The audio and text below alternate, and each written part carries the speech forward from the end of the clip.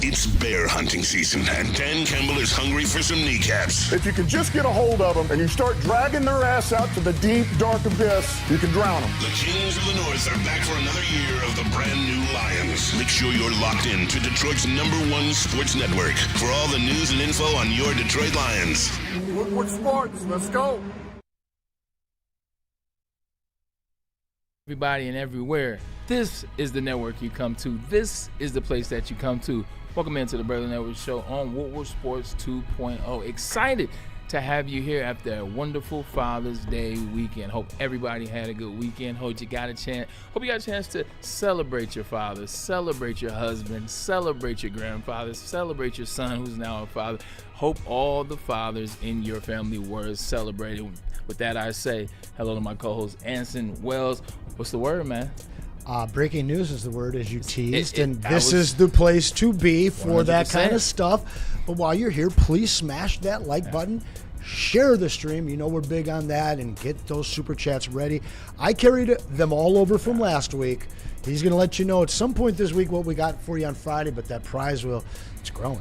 1,000%. Huge news. About an hour ago, we found out that Dusty May would no longer be the coach at the University of Michigan. He will now be coaching Cooper Flagg and the Dallas Mavericks, who have the number 9 pick this year. So we will get to that right away. It's hot off the presses, fresh off the presses, if you will. We will dive into that 2 segments worth. But first, how was the weekend? And I say what's up to B-Lad, Sweet Potato Cam, Justin Satawa, and Riley over there. How was the weekend? Exciting sports weekend. I know everybody's chomping off at the bit to get it Dusty, rightfully so, because there's a lot of meat on that bone. But this was a great week in sports, whether you're talking about World Cup, whether you're talking about the MLB, even for the Tigers, if you're a Tigers fan. Good week in sports and Father's Day. And for Woodward, I mean, we had the subathon going on. Shout out to the heavies, man. We had our soccer in the house doing another watch party for Team USA, which was fantastic. Yeah, a lot of good stuff, a lot that we'll get to, and then we got blessed with, Spartan Nation got blessed with some interesting information this morning. But it was a good weekend for me. My dog Layla celebrated me, her father, that's for sure. There we go. What's up, fellas? How was your Father's Day? Sweet Potato Cam, B-Lad, Jay Satawa. How was your Father's Day? How did you spend the weekend with a lot of sports going on, too? A lot was happening. Hung out with moms and the fam. Cooked out on the porch, back patio there, and then yesterday hung out with some fellas and their respective families. Cook out on Belle Isle. Hey. So outdoors all weekend. Shout out to Belle Isle. Shout out to Belle Isle. Had a lot of great times in that place. B-Lad, what about you? What did you get a chance to do this weekend? Yeah, this weekend had a good Father's Day. Went to church on Sunday with both of my parents, and then followed it up with a brunch afterwards. My dad's grandfather actually was a coin collector, so we were going through a little bit of that, and we found some pretty valuable pieces in there, which is pretty sweet, some old Canadian coins. Other than that, no, just laid low, hit the gym. I'm on like a 16-day gym streak right now. Go. So, after I was done with all the festivities with my parents and gift exchange, I went and hit the gym after, and man, laying low, I'm on the grind. It feels good. JS, what about you, man? Did you lay low? Did you grind it out a little bit? Did you enjoy the Tigers kicking ass this weekend? What did you do, brother? When I'm north, I enjoyed the weekend with my dad. Just hung out with my dad and my sister up there, and watched some World Cup, watched some Tigers. Just hung out, did some work. It was a good weekend. I just enjoy spending the time with my father. Man, that's always important, man. I had a chance to do the same, spend time with my fathers as well. I got a picture, got 2 pops, man. I'm very lucky in that department. It's a great moment, man, to see my 2 dads crack a joke. Because let's say this, it wasn't always jokes. Hey, when you have 2 dads like that, man, strong will, intelligent, the whole 9 yards, it's not always jokes like this. But the time was put in, and now that we're older, this is the space they're in, man. I tell you, when I look at this picture, man, I just see love, admiration, man. I just see the willingness to sacrifice yourself for the greater good. Sacrifice yourself for the greater good, man. So hope you enjoy that weekend, if you will. Peaks and Cheeks. We haven't necessarily done Peaks and Cheeks in a while, man. This is a great time to get right to it. Who were Peaks and Cheeks for you, Anson, this weekend? Well, I'm going to start off with my peak, and that's Team USA. Listen, I've been a fan for a long time, and every World Cup is a disappointment. For these guys to go out and absolutely dominate through their first 2 qualifying matches the way that they did, it's pretty amazing. I mean, right now they're number 3 in terms of goal differential with 5. Germany at 7, Canada at 6, but they're ahead of teams like the Dutch, Spain, Brazil, Mexico, Belgium, Argentina, who still is 1 game behind them, so they might be able to add to that. But giving us something early to get excited about and invested, because normally this team loses their first game, or they tie their first game at best, and then everybody loses their interest. The fact that it's in the U.S. and the fact that they're off to this kind of a start, it's fantastic. They're absolutely my peak. Okay, peak for you, B-Lad. Peak for me, it was going to be Team USA as well. But Stolen. I guess I can go and say my peak of the weekend was the Detroit Tigers. Because me and Cam were dead ass wrong in the office the other day. Me and him were literally, if you guys were a fly on the wall, this is exactly what we said. We're about to get popped by the Shy Sox. And we ended up doing the popping this weekend. Shout out Matt Vierling. But my cheeks are the Detroit Tigers fans for booing Jahmyr Jones. We all know you weren't booing. Jahmyr Jones came out to the media and he said, "Oh man, I've never been booed like that by an entire stadium before," especially because it was a sold-out crowd, because I'm pretty sure that was Verlander's anticipated game to start, right? Yeah. So everyone, all 41,000 are in Comerica booing Jahmyr Jones. But at the end of the day, I think I really know who you're booing, but he didn't know who you were booing. So fair. Yeah, I guess that's my cheeks. There was a lot of peaks on the weekend, though. Like Team USA, watch out. Let's go. I'm hype about that. Yeah, shout out to the Detroit Tigers. They did sweep the Chicago White Sox, but they did it in grit. You see how close the game was on Friday. Saturday, they got a bit of a 4-1, and then yesterday, they pulled it out 5-4. They won in extra innings. We'll get to that in the second hour. A lot to talk about with the Tigers. But, Jay, we'll talk about your peaks. And I feel like we should jump into this Dusty May situation. You don't get blessed with news like this often. We'll get your peak. I'll give my peak, and let's dive into what this situation is, because I guarantee you this is what everybody around the country is talking about right now, and we happen to be in the same state and connected. So my peak is just myself. I had a great weekend. Hey, and shout out! I love it. Nothing else. Like, I mean, I don't really have faith in the Tigers, to be honest. So that's cute, but my peak is just the fact that I had a good weekend. Yeah, I'm not mad at you. Hard to have faith in the team that's 33-44 right now as we enter mid-June. My peak, baseball had a hellified week. In fact, we have a graphic that our boy Riley put together. It's a great week in baseball. I was going back and forth between, should it be Bryce Harper, who hit for a cycle by the 5th inning? Wild. But for me, no, I'm going to go with one, Byron Buxton. He had a grand slam to win a game on Saturday night, as well as an inside-the-park home run where he recorded the fastest time Let from it home off that way, right? to home. Let it off and then finished it. Bookend that whole game, man. You do that right there, Damn. man. You have to be peak for me. But let's just look at what happened in MLB, and then we'll jump into the Dusty May situation. On Saturday, this is all the things that happened on Saturday. Bryce Harper hits for a cycle. Schwarber, 3 home runs in the game, not his first time. Schwarber, 2 home runs in the inning, also not his first time. Walk-off home run by Albies. Lead-off inside-the-park home run by McCarthy. Grand slam by Buxton, who also had an inside-the-park home run, fastest time ever recorded. And then 10-run inning by the Twins. Never in MLB history have more than 4 of those 7 feats occurred on the same day. 7 all on the same day. That was Saturday in MLB. Electric. You can say what you want to about the sport. I will say this. It has gotten better. The engagement has gone up over the last couple of years. So kudos to the MLB for doing something right. But these players put on a show. That's wild. Yeah, it's absolutely insane. That's why we had to talk about this And beforehand. not one of those damn guys was on my fantasy team. or on the Tigers. Yeah, this is true, too. Or on the Tigers. But speaking of fantasy, I think a fantasy came true for the Dallas Mavericks. They have signed their coach of the future and the Spartans. Dusty May, and also your Spartans. I know you guys are very excited. It's a good day for us. It's a good day for you? It is a good day for us. It's a good day for you. Why are Michigan State fans happier than Michigan fans are sad? Now, see, I'm getting a whole lot of both, Bray, because my cheeks, and I've taken it easy on you guys, all right? But it's Corn and Blue Nation. It's Michigan fan this morning. Lot of FUs to your athletic director, which are probably a lot more appropriate than your FUs towards Dusty May. But at the end of the day, both these guys has brought you a championship. All right? And how did they do it? I hear all these guys upset about, well, you're a head coach of a college and you go to these players' homes and you commit to them and to bringing these young men up and raising them right and teaching them the right thing. You built a team and a championship on mercenaries, 26-year-old mercenaries. That's the current state of the NCAA. Signetti took advantage of it. Dusty May perfected it.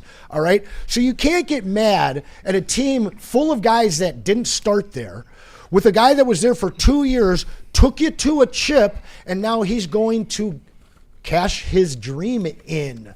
So, Michigan fan, just push back and realize what you were gifted in the modern era, all right? Guys don't stick around for 20 years. You got 2 dope-ass years and a chip. Why are you mad? I will say I agree with you in terms of what this era is right now. Guys are coming, guys are leaving. Guys are coming, guys are leaving. That's just what it is, whether it's a player, whether it's front office, whether it's the head coach, as you see now with Dusty May. But, Michigan got used to having something good. You're coming out of a situation with Juwan Howard and how it was then and what that regime looked like, and you're coming under Dusty May where year 1 he comes in, he gets to the Elite Eight, and then year 2 he wins a national championship. So a lot of people may feel that way. But I'm with you. At the end of the day, this is the price of business. For everybody that's looking at Dusty May and say, oh, man, this is shades of what Jim Harbaugh did. He hung you out to the 25th hour. I disagree. What Harbaugh did was completely different. Mm-hmm. This is a situation where the agent, this is Dusty May's agent. Hey, look, we'll sign that contract verbally, but let me be the bad guy. I will legitimately field all the offers. If we get through the offseason, if we get through summer, and there's not a deal, there's not something crazy, then you will be coaching at the University of Michigan for the foreseeable future. That's not the case because the Dallas Mavericks, they came in with a deal too good to pass up Justin Satawa for Dusty May. And just to clarify, because Anson said that they made a roster of 26-year-old. The oldest person on the roster was Jackson Lendenborg, who was 23 years old. And I understand the whole mercenaries thing, but hey, this is what college basketball and college sports are now. That's right. And you know what, Anson, to push back on you, there's a reason why Michigan State will never win a national championship with Tom Izzo as their head coach, and that's because he refuses to go into the portal and get a legitimate scorer to help out this roster. Have I ever pushed back on that? No, okay. I'm just telling you, it doesn't even. Michigan State should be not concerned. I knew that when you were 9 years old, bud. I love you. It's a good thing that I knew that when you were 9. It's a good thing that the transfer portal.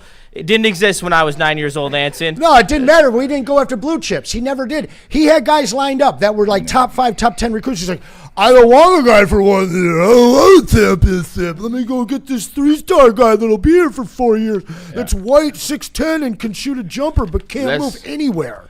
Less about Michigan State and NCAA and more about what the bigger move was. The bigger move is the fact that Dusty May has left to go to the NBA. When we come back from this commercial break, want to talk about the pros, the cons, shittier left, shittier stay. We'll get into that. We can talk about what University of Michigan will be on the basketball court later. Right now, the decision is the important topic. The decision, what went into that decision, and is there going to be some blowback? Let's get a commercial break in from Founders IPA, and we'll get back to this. Appreciate you guys for tuning in. Well, we're talking about reactions, so I got to read this from Freddie Felt, $2 super chat. Hey, Siri, play the OJs, Cry Together. Go Blue. Well, listen, John, your sorrows in an all-day IPA, Michigan fan. It's the king of IPAs. It's Founders Brewing, and they've been doing it for 15 years with this IPA. It's a balanced taste, the citrusy, refreshing combination with that 4.7% alcohol by volume. So, Michigan fan, I know you want something that tastes good, but also makes you forget the day.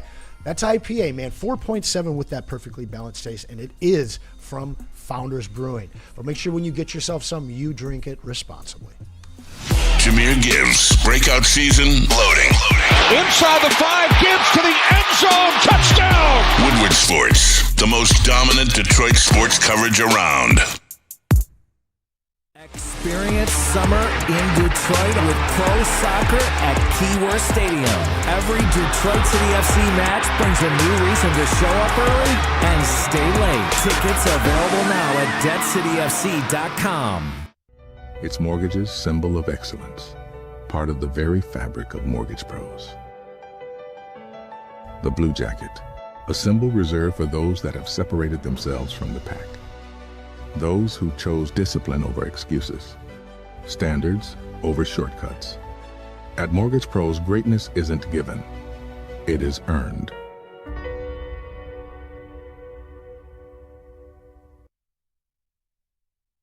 Game is won in the trenches, and our big fellas don't mess around. The Woodward Heavyweights on Woodward Sports.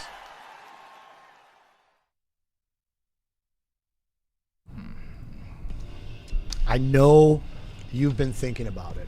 I know you want that change in your life. You want to bust through that ceiling. You want to change the trajectory of you and your family. You got to get on the horn with Mortgage Pros.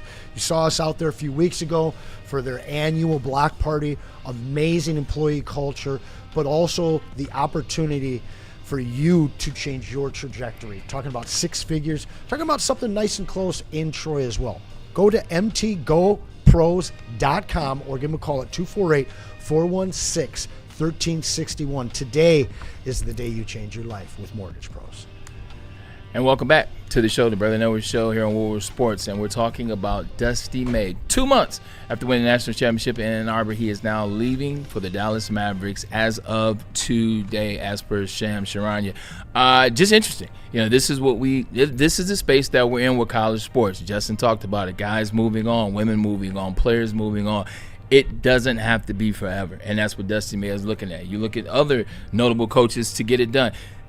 The goal is the NBA, right? Like, if you're a coach, the goal is to get to the NBA. If you're in the NFL, NCAA, the goal is to get to the NFL. Brad Stevens, he left 36 for Boston. Billy Donovan, 2 national championships in Florida. He goes to coach OKC with Kevin Durant, with Russell Westbrook. Larry Brown, he did it. He left Kansas and went to San Antonio Spurs. After championship. Same deal as Dusty. 100%.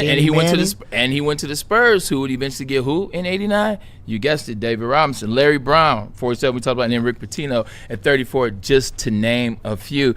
Welcome back. For me, looking at the situation, I look at it this way. If I'm a coach in this landscape, I'm only leaving for one reason.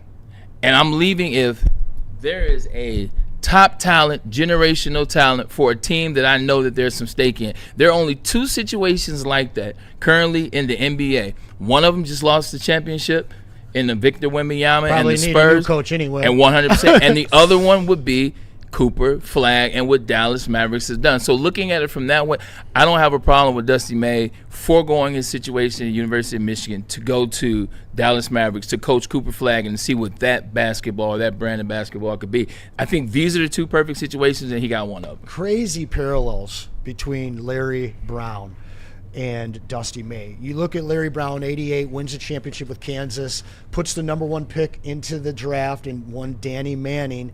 Now, the year prior in 87, remember, David Robinson was drafted number 1 overall, had to fulfill his obligations to the Navy. So you're coming in and you know you get this generational center. That's why you go to San Antonio. Yaxel Landenborg, super similar. College Player of the Year, just like Danny Manning. Not going to go number 1 overall. There is a scenario at the number 9 pick with Dallas where maybe you trade back. I know this is a fantasy scenario, but you got a Amon-Ra there at 9. Maybe you trade back and give that pick to OKC for their 12 and 17, and now you got Mo Johnson and Yaxel. There's a lot of opportunity for them there. Great draft pick, and truly one of the most generational and impressive first-year rookies that we've ever seen in NBA history in Cooper Flag. A hugely marketable player.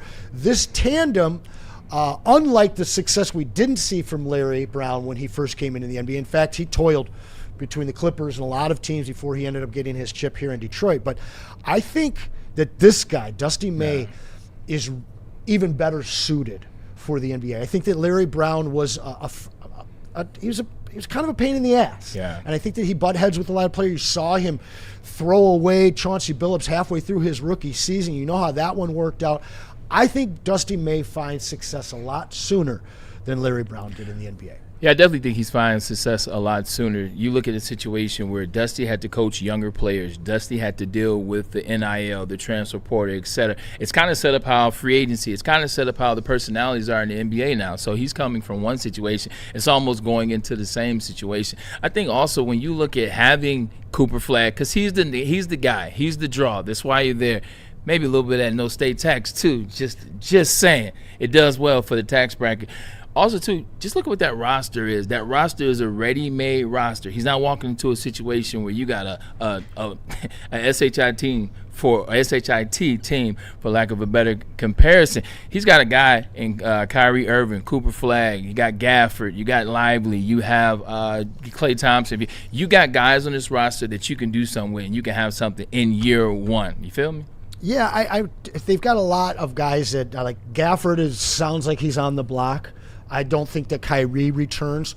So you're in now as this coach, and we kind of were talking before the show. KG was saying that he's not going to be involved in getting players. He's just going to coach them. I don't think that's the case. I think with this guy's success as a recruiter at the college level, I think that he takes part with the GM in the acquisition of talent. He'll be a big part of the draft process.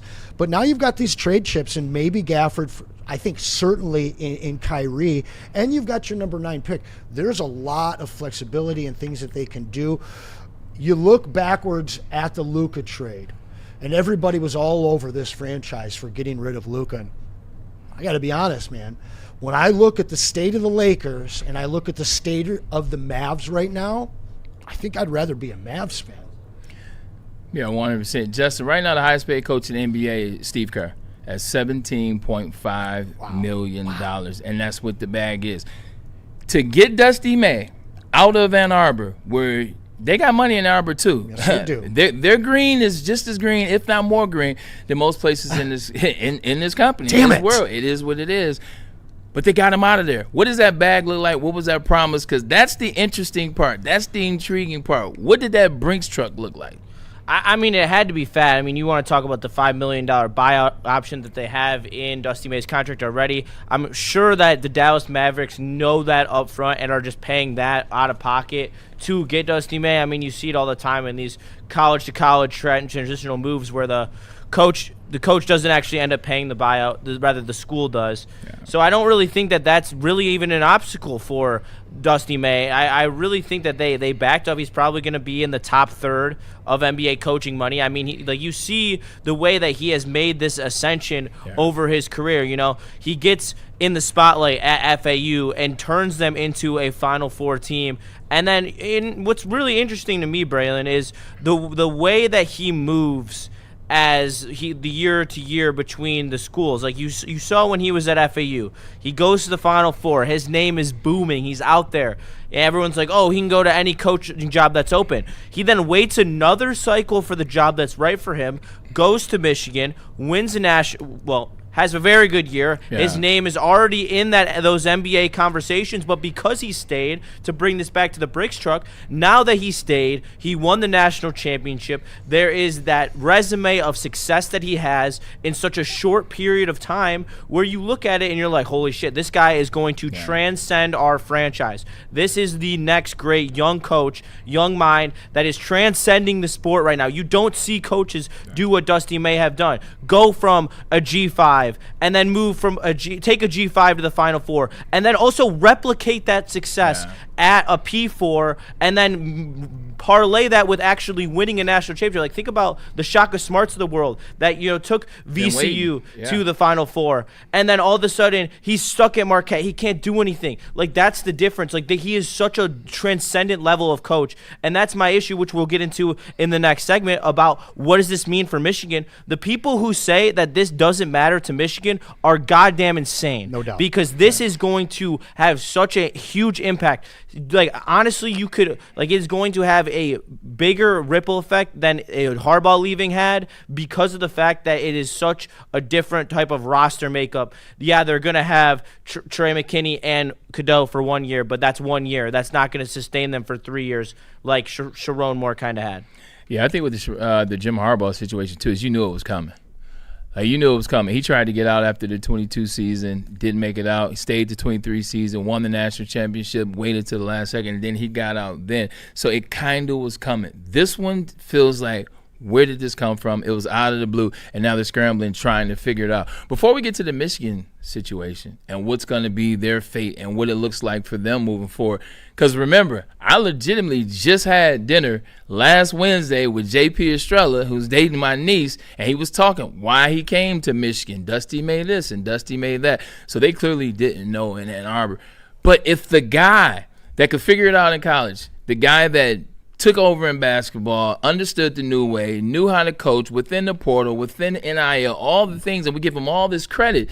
If he's leaving, because you heard his thoughts, you heard his comments. The comments were, say, this landscape in college basketball is just too hard to continue. I don't know if this is just coach speak, but if he's leaving, what does that say about the rest of college basketball? Well, I mean, it's one thing if you hear it from Dean Smith or Tom Izzo, the old guard. It's, okay, they're tired. We just watched Nick Saban walk away from Alabama because of the same thing. This is a young guy that won a national championship in it. At the end of the day, I mean, the Wild West. Sports, when you back in the 60s, in the 80s, the Bo Schembecker stuff, I could see guys growing up like, I want to be the Notre Dame head coach. Yeah. I want to be the Michigan head coach.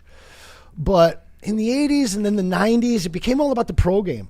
And not only in the NFL, but everything. And at this point, like, listen, if I won a national championship as the coach of Michigan State, I'm gone.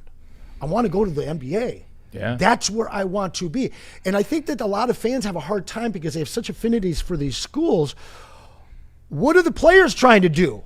So why would you not afford that same desire to ascend for a coach? And even if he's 60 years old, you want to get to the dance, man. I'm not talking about March. I'm talking about the NBA. Yeah, you're absolutely right. And I got to give Brittany a little bit of credit. We were having a conversation, although she saw it as a debate, about Dusty May, about him leaving, about what this meant. And I think she might have been right about this point. You got to leave while the iron's hot. You leave while the iron's hot, and that skillet is cooking. That skillet is cooking right now for Dusty May. It's like Black Rock over there. Even though they spend money, you don't know what this year looks like. You don't know what next look like. You brought up Shaka Smart, and I think to her point, to your point, that's a hell of a point. Yep. That was absolutely correct by you, and that's what it is. You got to leave while that guy was the hottest name in basketball. It's just like Campbell, like what was it, Campbell for Iowa State in football, like Matt Campbell. He was hot for a minute, and then it disappeared, and then he got hot, and now he's the head coach of Penn State. But you just never know, and that's where he is now. That's interesting because you see players go through their trends. They can have free agent signings. 2 of them are huge, 1 of them's way down. Right. As a coach, when you lose that heat, unless you're like one of those 5 Pat Riley type Hall of Fame coaches, it's so hard to ever get that heat and interest back as a coach. The Shaka Smart one is perfect because that was the hottest name in basketball. He takes the wrong job. No one cares anymore. Yeah, no one does care anymore. What's interesting, too, about this situation, Dusty May now is going to be the head coach of a team that has the 9th pick overall. We've been trying to figure out where's Jahmyr going, where's Morez Johnson coming, because the news on Morez Johnson is he's not getting past 10.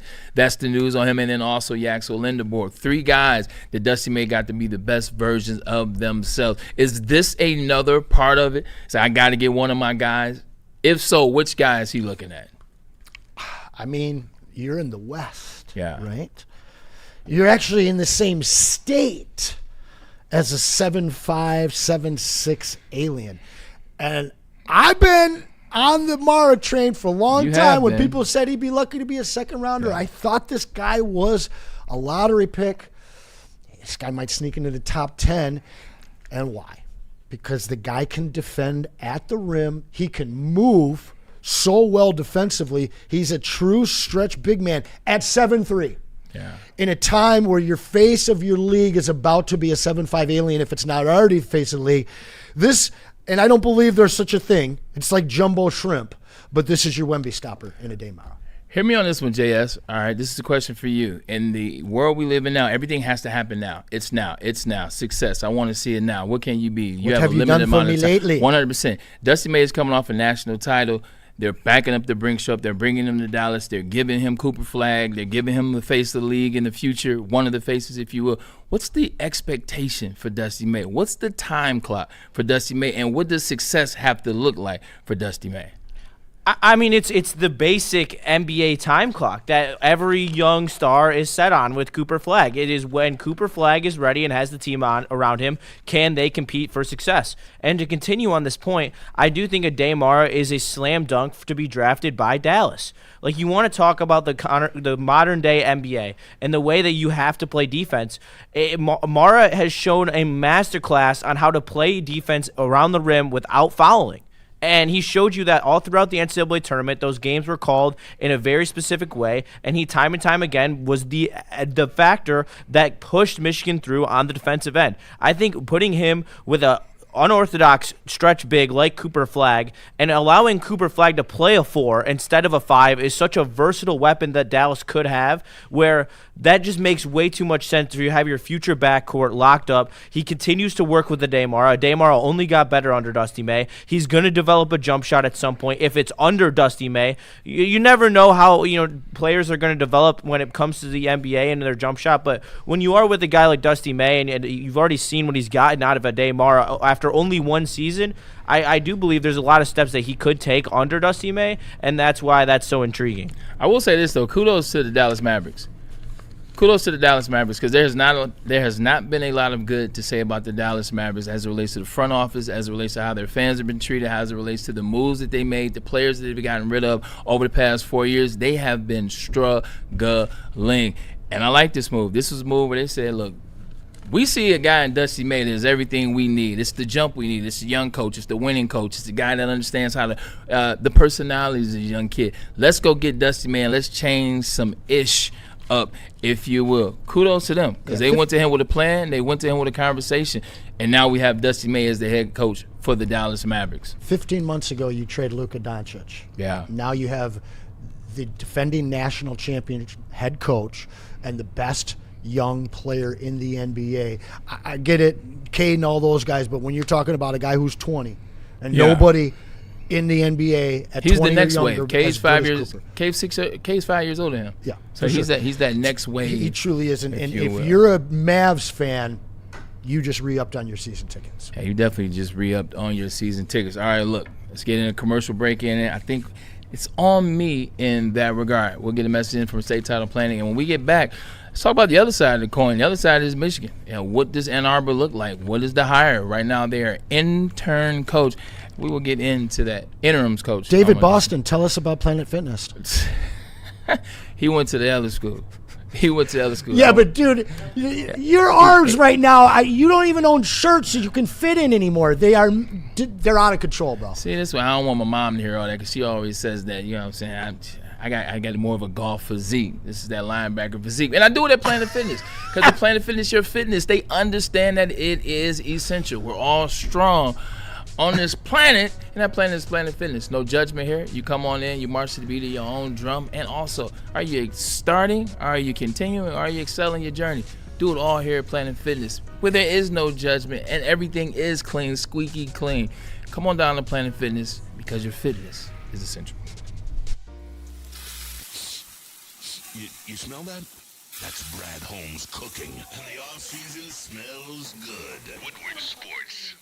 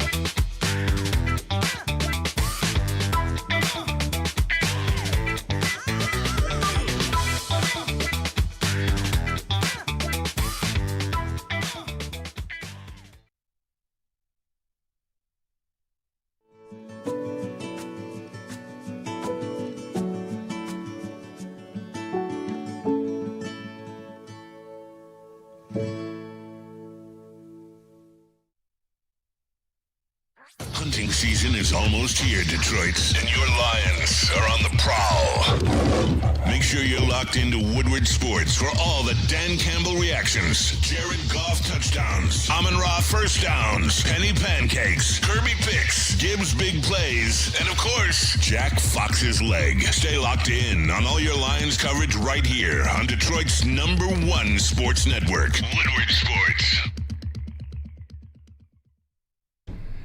A state's title agency is the agency for you, whether you're buying or refinancing. Look, this is the place to get it done. My guy in the B side, that is my guy, and that is the team. Over 20 years of experience, they know what they're doing. Mom has been in the game forever, and she is internationally known in this game, and that is the real estate game. And you want expertise on your squad. That's why you have the B and his team. They also make it easy for you. Simple, convenient, whether it's late night closings, whether it's weekend closings, they do it all. And they want you to feel value. That's why they do the things the way they do them. Look, man, for all your title needs, call Mr. Deeds. And that is the B side. And we are back. Welcome back. Still talking about the move that is the news of the day, and it's Dusty May leaving Ann Arbor to go to the Dallas Mavericks. Before we get back into that topic, Anson, super chats, comments, anything you want to clean up? We do. We got a little bit on the U.S. men's team, which we'll save till later. But Michael Wary, with a $10 super chat, has a list of candidates that he likes. Before we get into the candidates, how about we tell you who the interim coach is? We got one already, it sounds like. Or you all got one, but I'm saying we got whoa, we got information on one. Y'all can piss the F off. You're lucky your mom's watching. I dropped an F-bomb on all you guys. Shout out I see the doc over there. Shout out to the doc in the building. All right, now, interim head coach for the University of Michigan Wolverines is none other than David Boynton. How do you say his name? Mike Boynton? I want to make sure that's what I was going to say. Make sure I get it right. Mike Boynton. Side note, this is kind of funny. This is eerily similar to this time in 2024. Oh, yeah. One guy leaves national championship, and you bring in your interim coach who's also on the staff, also a black guy, but I digress. And isn't there a little possible conspiracy Anson going on here? Oh, my God. Is there a little bit? Not yet. Not was that Justin? Oh my God! Is that who that was? Not yet. With you and your conspiracies. Right? I didn't write the tweet. I don't mind his burner did. Well, go ahead. Throw me the tweet. I know you got it. I heard this morning that he wanted to leave because of the portal and the way the NIL is and all of that stuff, which is Izzo talk, right? Okay. But this is Scott Hughes talk. You want to throw us on that main one shot? All right, this is Dusty May is rumored to have left Michigan to avoid a looming transfer portal tampering scandal. May assembled nearly his entire roster using the portal last year en route to a title. Major shades of Jim Harbaugh going to the NFL amid Michigan's sign-stealing fallout and leaving a lame duck interim coach. Yes. To take the fall. Oh, I'm so afraid. Oh, my God. He's going to get paid millions of dollars just to get fired. Oh, my God. Well, but wait a second. This is what if in a year, 2 years from now, this thing comes down and this poor dude takes the brunt of it the same way Sharon did, and the next thing you know, he's running around condos with a butter knife. I don't know if. See, we got too off kill. I'll let you get a little bit in. Yeah. I want to see where it's going. You should have seen us on Friday, Bray. But realistically, that's not the same case. And if you look at the Mike Boynton situation, you look at this situation, there is no cheating anymore. There is no tampering. What is the NIL? What is the transfer portal? Jim Harbaugh, he left. Dude, a Michigan guy saying there's no cheating in the NCAA anymore. I love that one. Please continue. First of all, I'm Braylon Edwards, and I'm not cheating. So I didn't say you cheated. I know. Wait, so there's no rules is what you're saying. There is no rule. No, there's none whatsoever. There's no culpability. You just have a guy in Brent Sorsby who's cheated. I get it. What I'm telling you is bet on games, and they told him it's okay. I get it. But that's what I'm saying. I'm not even really fighting you. So then what are we talking about? We're talking about the fact that that's where it is. You may not get anything, but at the same point, the NCAA at any point. First of all, this is hearsay. We don't even know if this is true. Second of all, there is no culpability because the NCAA does not put themselves in situations to be liable or to be on record. We're there. So realistically, with the transfer portal and how you've created this situation, what if he was buying them hamburgers? whatever. At the end of the day, you want to talk about Jim Harbaugh and why he left? Yeah, he left because he knew that shit was coming down. He knew sanctions were coming down. He knew he was going to be suspended. So there's no way that's happening here. No, because this is no way. That's not where Clip the NCAA is Clip anymore. that. It's not where the NCAA is I'm keeping anymore. that receipt. I'll trust you for now. It's not where the NCAA. You legitimately have stories each week. Like the Brent Story situation is crazy to me.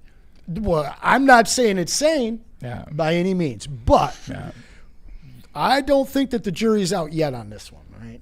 Whatever. I ain't time for this shit. At the end of the day, with Mike Boynton, what do you think about the Mike Boynton situation? Because there is a connection to one of our stars here in the great city of Detroit, JS. Yes, sir. Yes. Mike, I apologize if I butcher your name. Boynton actually was the coach at Oklahoma State during Cade Cunningham's tenure there before he was drafted first overall by our very own, the Detroit Pistons. In that year was the only year that he made the NCAA tournament as the head coach at Oklahoma State, where they went 21-9. They were a 4 seed in the tournament, and they lost in the round of 32, where they got upset. The other years where he was the head coach at Oklahoma State, his record was these: 21-15, no NCAA tournament. 12-20, no NCAA tournament. 18-14, they were projected to miss, but that was the COVID year. They made it in Cade's year. 15-15, no NCAA tournament.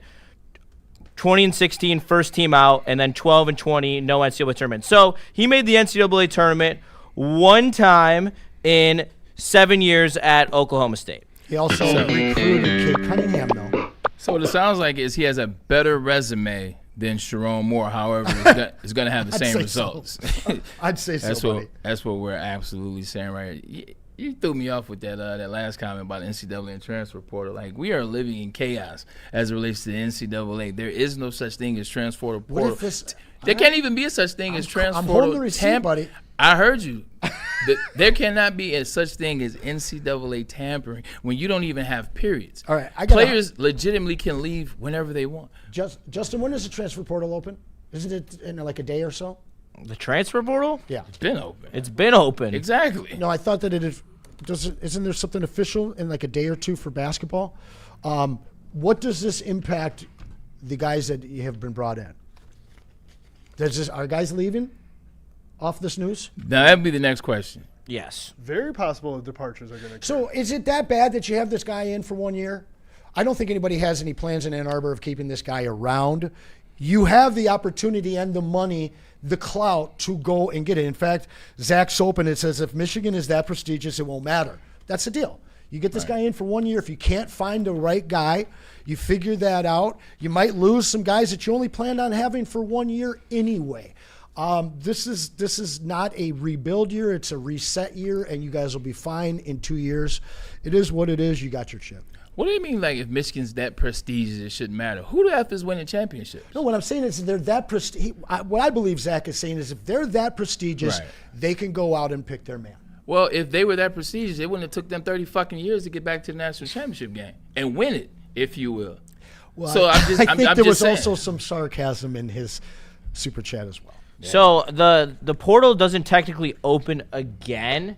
There is a 15-day window that will open to all the players on Michigan. I believe it will open today. And that's because of this? Because of the coaching change, the portal reopens to the players on the team for them to look at new options because of the coach change. So I'm assuming that, yes, like Braylon already talked about, like, this is the move. Like, this is the Sharon Moore move. Like, this is to keep the players who they already have committed to the team. This is a guy who, obviously, they feel comfortable with. I'm sure that they were talked to, considering the fact that they are making millions of dollars and are an investment that this university makes, that there was some talk that was with the current roster once this news was inevitable that would have been able to keep this roster together as best as possible. And if the university didn't feel like this was the move to do so, they would have gone in a different direction. In terms of the future of the university, the fact that this says interim on top of his tag says one thing to me.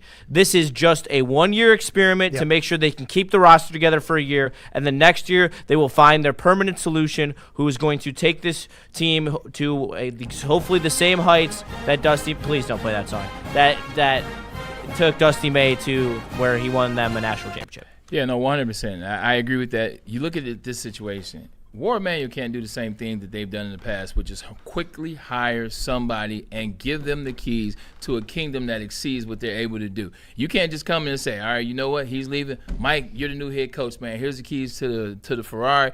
Enjoy it, have Don't fun. crash. Exactly. And then we're coming back and we're asking you why you crashed. Well, because he wasn't ready. That interim tag on what he is, Michigan ain't trying to rush into nothing. At the end of the day, you got a year. If you prove it, you prove it. But what I'm excited about is the fact that you got guys on this team that are still here from that national championship. And not just guys like Elliot Cadeau. Not just guys. McKinney? But that's the guy. Yeah. You got a guy that's homegrown. You bought him in from Orchard Lake St. Mary's. He's Michigan's finest. He won a national championship. You saw that. Big man on campus. You saw the growth in him from the beginning to the tournament, from the tournament to the national championship. Yeah. You saw him take that step. So I think Michigan is very in good hands with Trey McKinney as a senior in year 2. Unfortunately, Estraya's in love, so he's not going anywhere, right? Yeah, they're there. But that's the good side of it is you had 2 months. You bought in all the players you wanted. You got all the players. You spent all the money. Those guys are there. I don't necessarily think these guys will be leaving, if you will. I don't want to put you on the record on this one, so I'm going to go to Justin on this. Estrella, we've got some inside info. It sounds like his home base is here. McKinney's not going anywhere. Is there a name on the roster, Justin, that this news today makes you worry about saying goodbye to somebody that transfers all of a sudden? Who's on the top of that list of your worries? I don't really think that I'm really too worried, and to be honest. I already had a few roster question marks going into this season with no Mara, Johnson, and Lendenborg coming back. You know, they brought in that kid from Cincinnati who looks pretty solid, but and then Estrella looks he's proven that he's a really good 4-3 in the NCAA. However, there isn't that star power. That's those real the McKinney is going to be the best player, Cadeau also, but you have to realize how deep that team was. This team does not have the depth that it has last year, and if they were to lose some of these, anyone who's supposed to be in their primary rotation as of right now, that's going to be a big loss for them because there's going to be no opportunity to retain guys to replace them at this point unless you see other coaching changes around the country.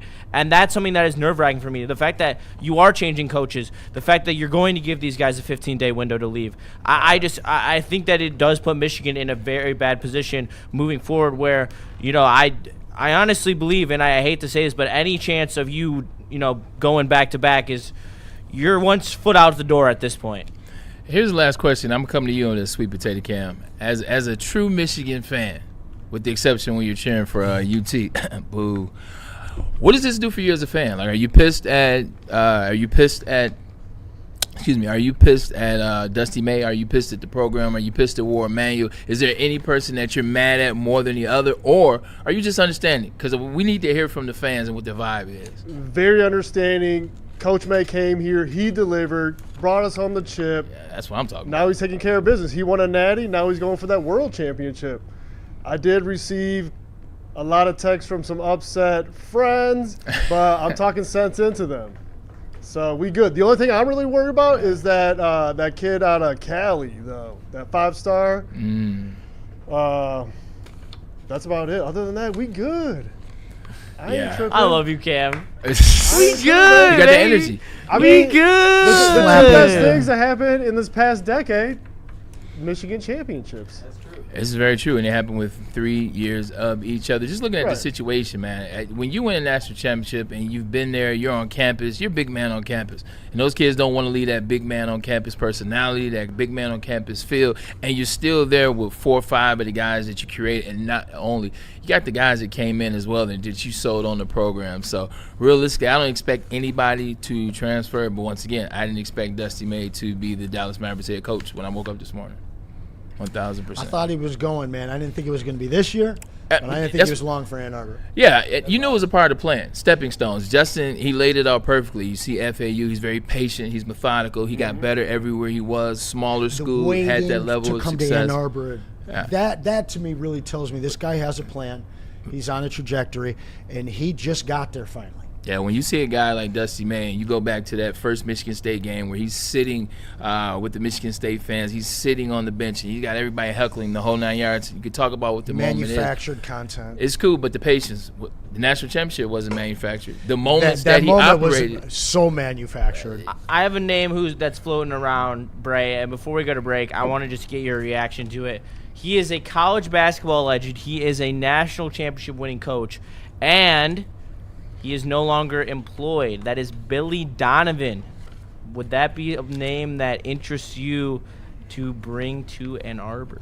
My only question, the answer is no, and the reason why that answer is no is when he was a basketball legend in NCAA down in Florida with Joakim Noah, Corey Brewer, Al Horford, it was 2007, 2008. It's a much different landscape in college basketball now. So for me, how is he between the ears right now? What's his mental right now? He's been losing in Chicago. The NCAA game is very different. To come from the NBA to come into NCAA, too far removed. I think it's just a lot. So he does have the championship pedigree, but that's 20 plus years ago. Like I don't know right now. Like the Billy Donovan that we're talking about, he had dark hair, he was short, he was excited, he was intense.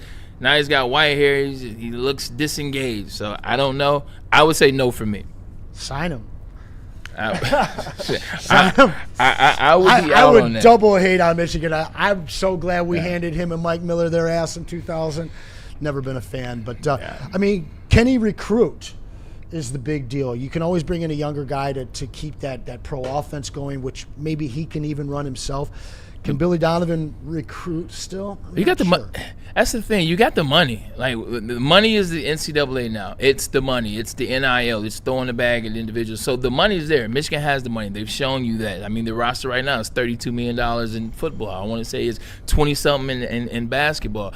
So the money is there, and he can coach. So that part, I just don't know if he wants to. Because once you get through the season and you start realizing you have to recruit legitimately in November and December as you're trying to build your conference run. And then during the conference run, you're now looking at recruiting for what happens at the end of Final Four. It's a tough space to be in, a lot of work. We're going to talk a little more about this tomorrow? We are, and we'll do it with Jimmy King. Shout out to my brother, Jimmy King. Will be joining us. Jimmy King? There's only one. That's Go true. Blue. There is only one. Let's get a quick commercial break in. Switch gears for a minute and tell you about Black Rock. Actually, tomorrow, Black Rock in Heartland.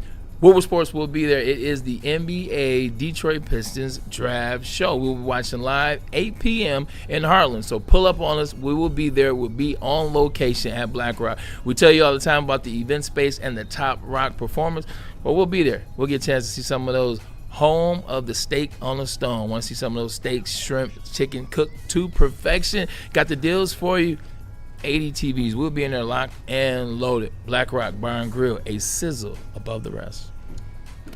Game is won in the trenches, and our big fellas don't mess around. The Woodward Heavyweights on Woodward Sports.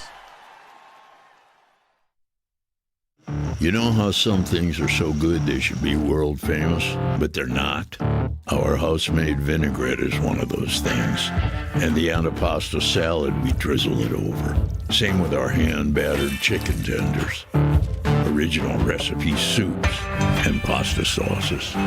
It's almost as if our original, world-famous Detroit-style pizza is mocking them. And that's not very nice. Planet Fitness now has even more best-in-class strength equipment. Join today for $1 down and save. We're stepping it up. We're not slowing down. Finding new face, new focus. Love that new equipment smell. So, you in? Join the club today. Save when you join for just $1 down, $15 a month. Planet Fitness. We're all strong on this planet.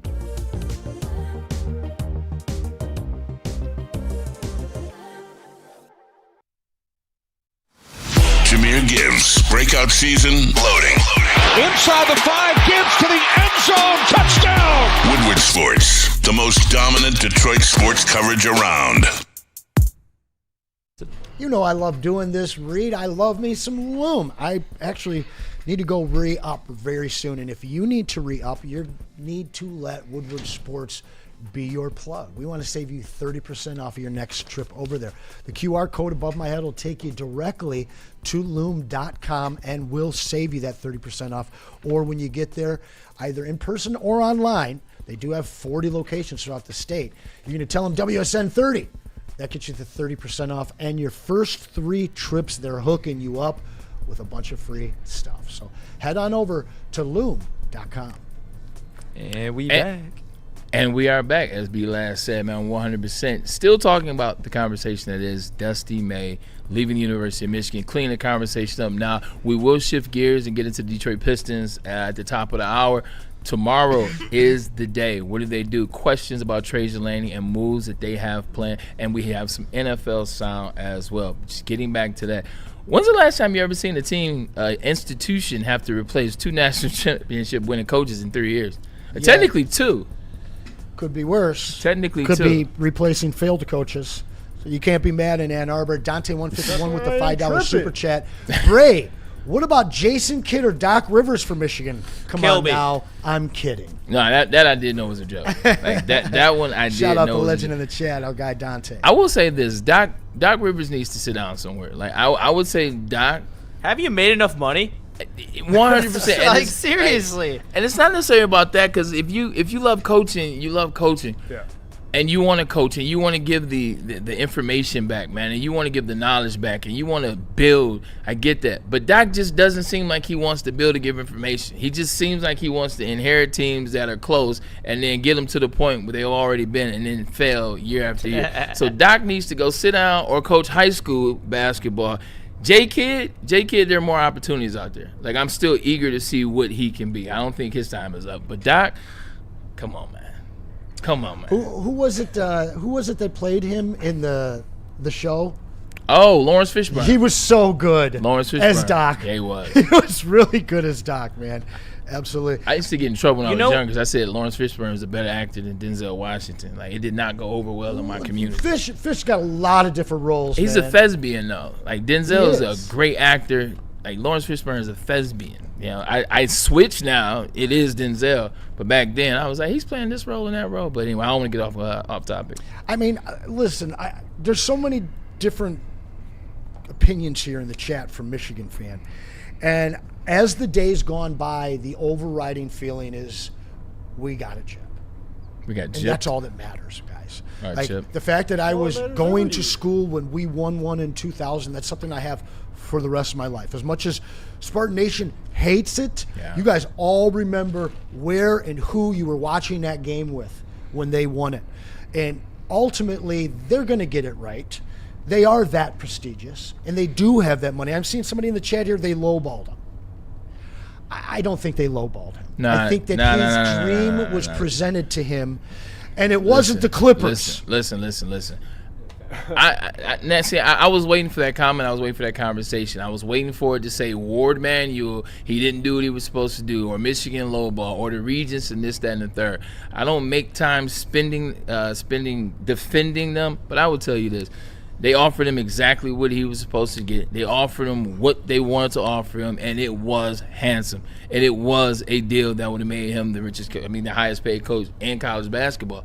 But that's just not what he wanted. When you get an opportunity, when basketball, like when the NBA is the goal, when the NBA is a destination, you've already won a national championship. Like, you're ahead of schedule. It's no reason to spend here if somebody is knocking on your door telling you they got a team for you. That team features a generational talent that was just drafted, which means you have the opportunity to be there for a while. You have an opportunity to build this thing up the right way. And they bought money. And they bought your buyout. Like, it wasn't a situation where they lowballed him. It was a situation where they gave him everything you want. I'm going to make it make sense for Detroiters. Remember Monty Williams? How many times did he have to tell Tom Gore, no, I'm good. No, I'm good. No, I'm good. No, I'm good. My wife is sick. We're trying to beat cancer. Wait, how much? Yep. And that's what happens. And that's exactly what happened. It's nothing more. It's nothing less. You offer me some money I can't refuse in a situation I can't refuse, which is Cooper Flagg and the Dallas Mavericks.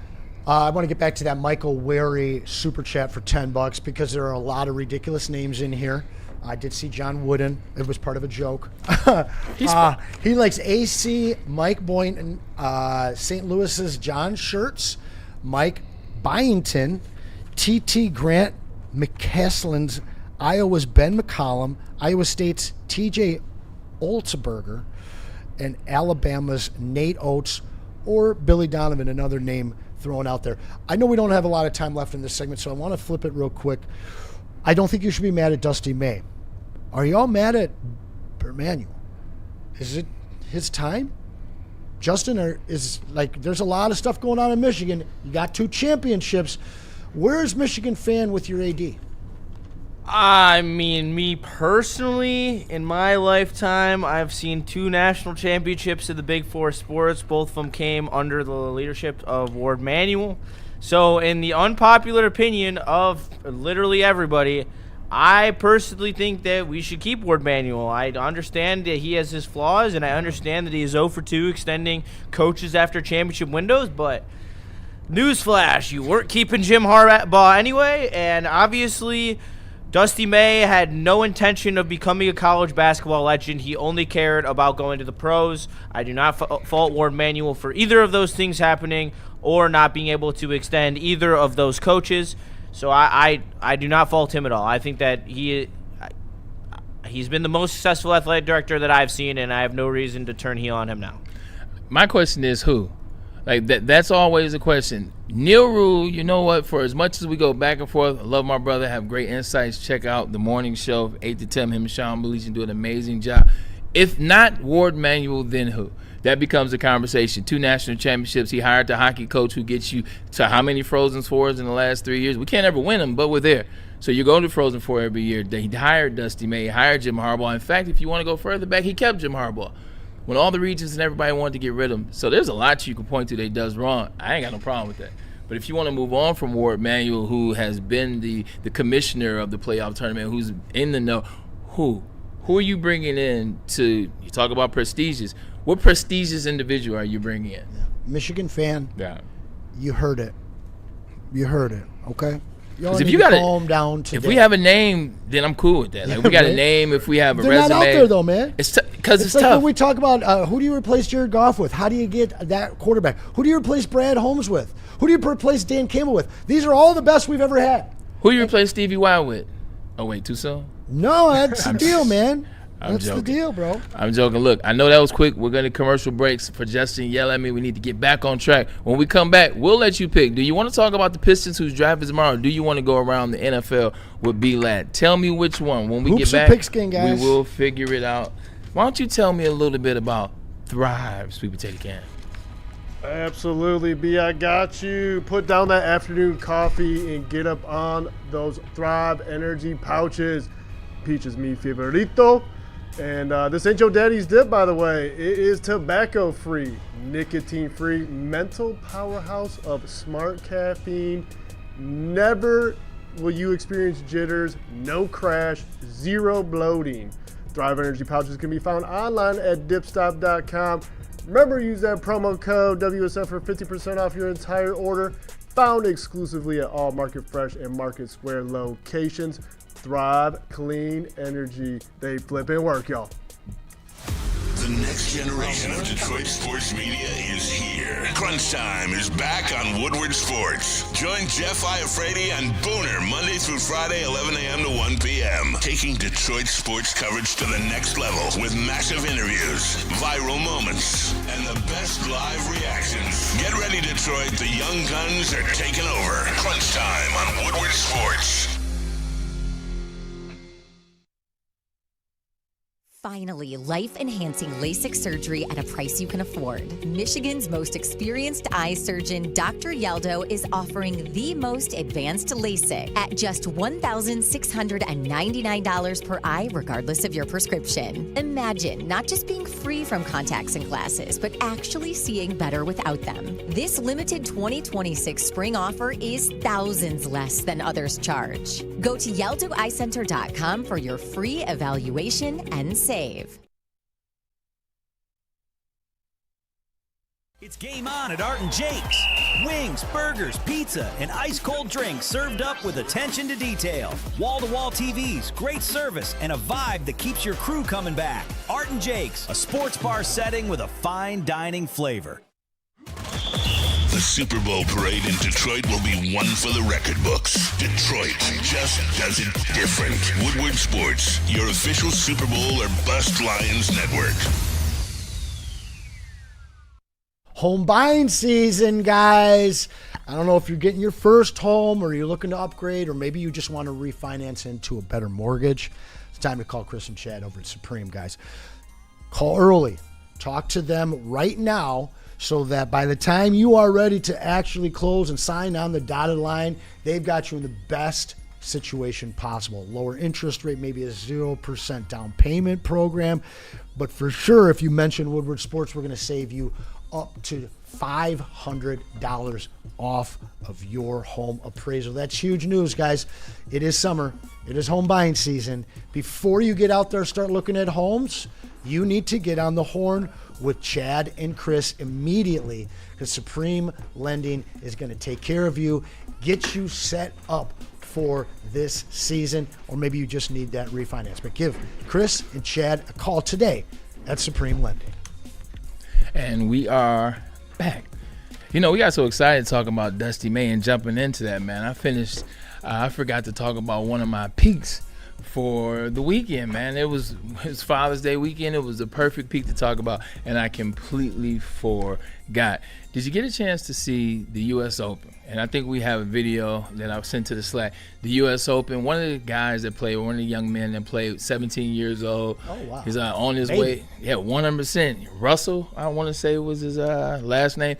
Well, he legitimately had his father for the last hole get a chance to carry his bag up to the green, so cool, where he made a par on Father's Day. And I want to Day. say on Father's Day, and he finished, I think, +7. But the fact that he made and got a chance to finish that round with his father, I thought that was awesome, man. So that was, I can't show that. Sorry, Bray. Yeah, no, it's all good. It's all good. It's all love, man. It is sick. I saw that clip, Yeah. and as someone who my dad has been very big in my sports journey and still continues to help me with my journey in sports today, doing this stuff. That meant something to me for sure. Hit me right in the core. Gave me some chills. Maybe teared up a little. I feel you. And then the thing, the best thing about it, sorry, his name was Miles Russell. The best thing about it, his father never even knew. Like, he didn't tell his father, hey, Dad, I'm going to have you on. Once we get to, no, he didn't know. The father was completely caught off guard. It reminded me of a show on Apple, the Caddy show. I can't think. It was a golf show that comes on. Stick. There you go. It's exactly what happened. The only difference is his father was an asshole, and they had to get him off that bag 100%. But you guys, we asked, you wanted basketball, you wanted the NBA, as the Pistons are getting ready to maybe pick at 21, maybe pick a bit earlier. So we thought it necessary to get our guy, Brandon Dent, a.k.a. Kool-Aid, on the show with us.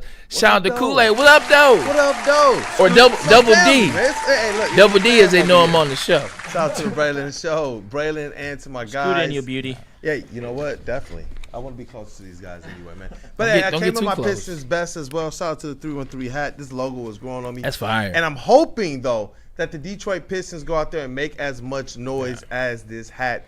In the draft, in free agency, I want to see this team go out there and punctuate on the 60 wins, on the 44 wins, and really see this team get to the precipice like we see the Knicks just did after a couple bad, seasons where they were disappointing. 5 questions for you guys, man. Everybody can answer, get you involved, get you engaged. Always good to see you, my brother. Question 1. Does Trajan Langdon package number 21 to hunt for an established star? You know what? I'm going to lean towards yes. Ooh, some of the rumors that you've heard out there, some of the things, some of the news and notes that you've seen, Trajan Langdon specifically said trading back, don't quite know if that's something that's going to be in our ire. But he didn't necessarily close the door on trading up or utilizing that draft capital to be able to facilitate getting a number 2 here. Hey, what did he say? He's going to build around that core. I know that you've been around the team a lot. And we're all so excited about this Trey Murphy possibility, this big blockbuster, 3, 4, maybe even a Mikal Bridges 5-pick type of trade. The feeling around the team that you've given us is not that. It does sound like they're focusing on a smaller deal, something that's a little less impactful to their future. They're looking at maybe a guard, maybe a stretch big man. Oh, yeah. Is there a name? I mean, it sounds like the Herro trade is not going to happen now as a third-team facilitator in the Giannis deal.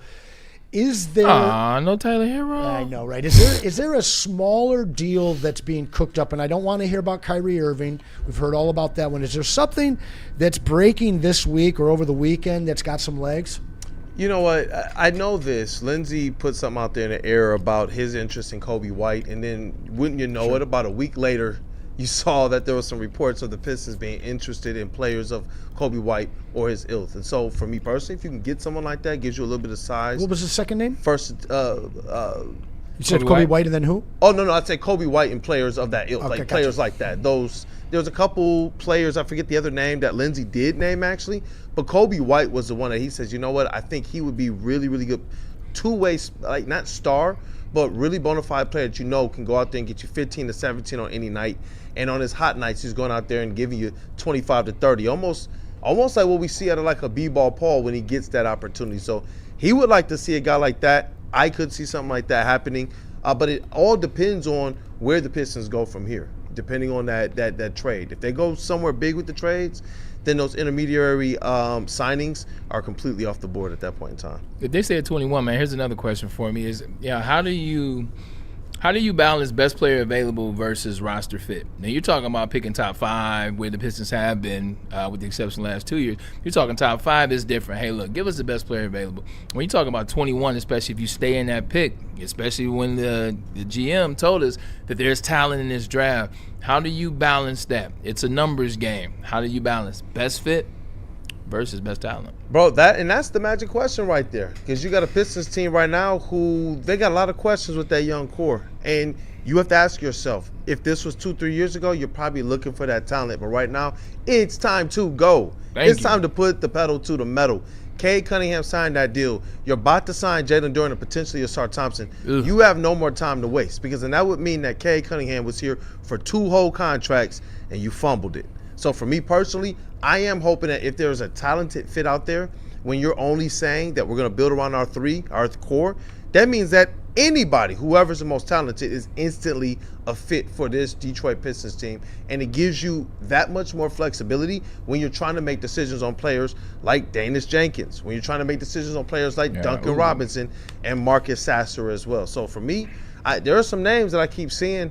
I don't know why Isaiah Evans is down there. I don't know why Okori is down there, but there's some names that are in that 19 to 22 range in some of these latest mock drafts that I believe the Pistons are going to be able to get somebody talented. Jump in, JS. And that's where my question comes from there, Kool-Aid, with you know the extensions that are about to be coming into place for Duren and for Issaah Thompson. I understand the need for an established veteran to kind of bring everything all together, but we've seen it with OKC, the importance of hitting on these middle first-round picks where you can get guys that you really need to step in and play a role for you. And this is, in my opinion, this is going to be the highest that you're going to draft in the next 5 years with how everything is looking right now. Like, you wouldn't even be drafting this high if it weren't for the fact that you traded with Minnesota. So my question then stems from you with how deep this draft is. You got guys who can get their own buck. You just talked about Evans. You got Phylon, who's projected right here at the draft I'm looking at 19.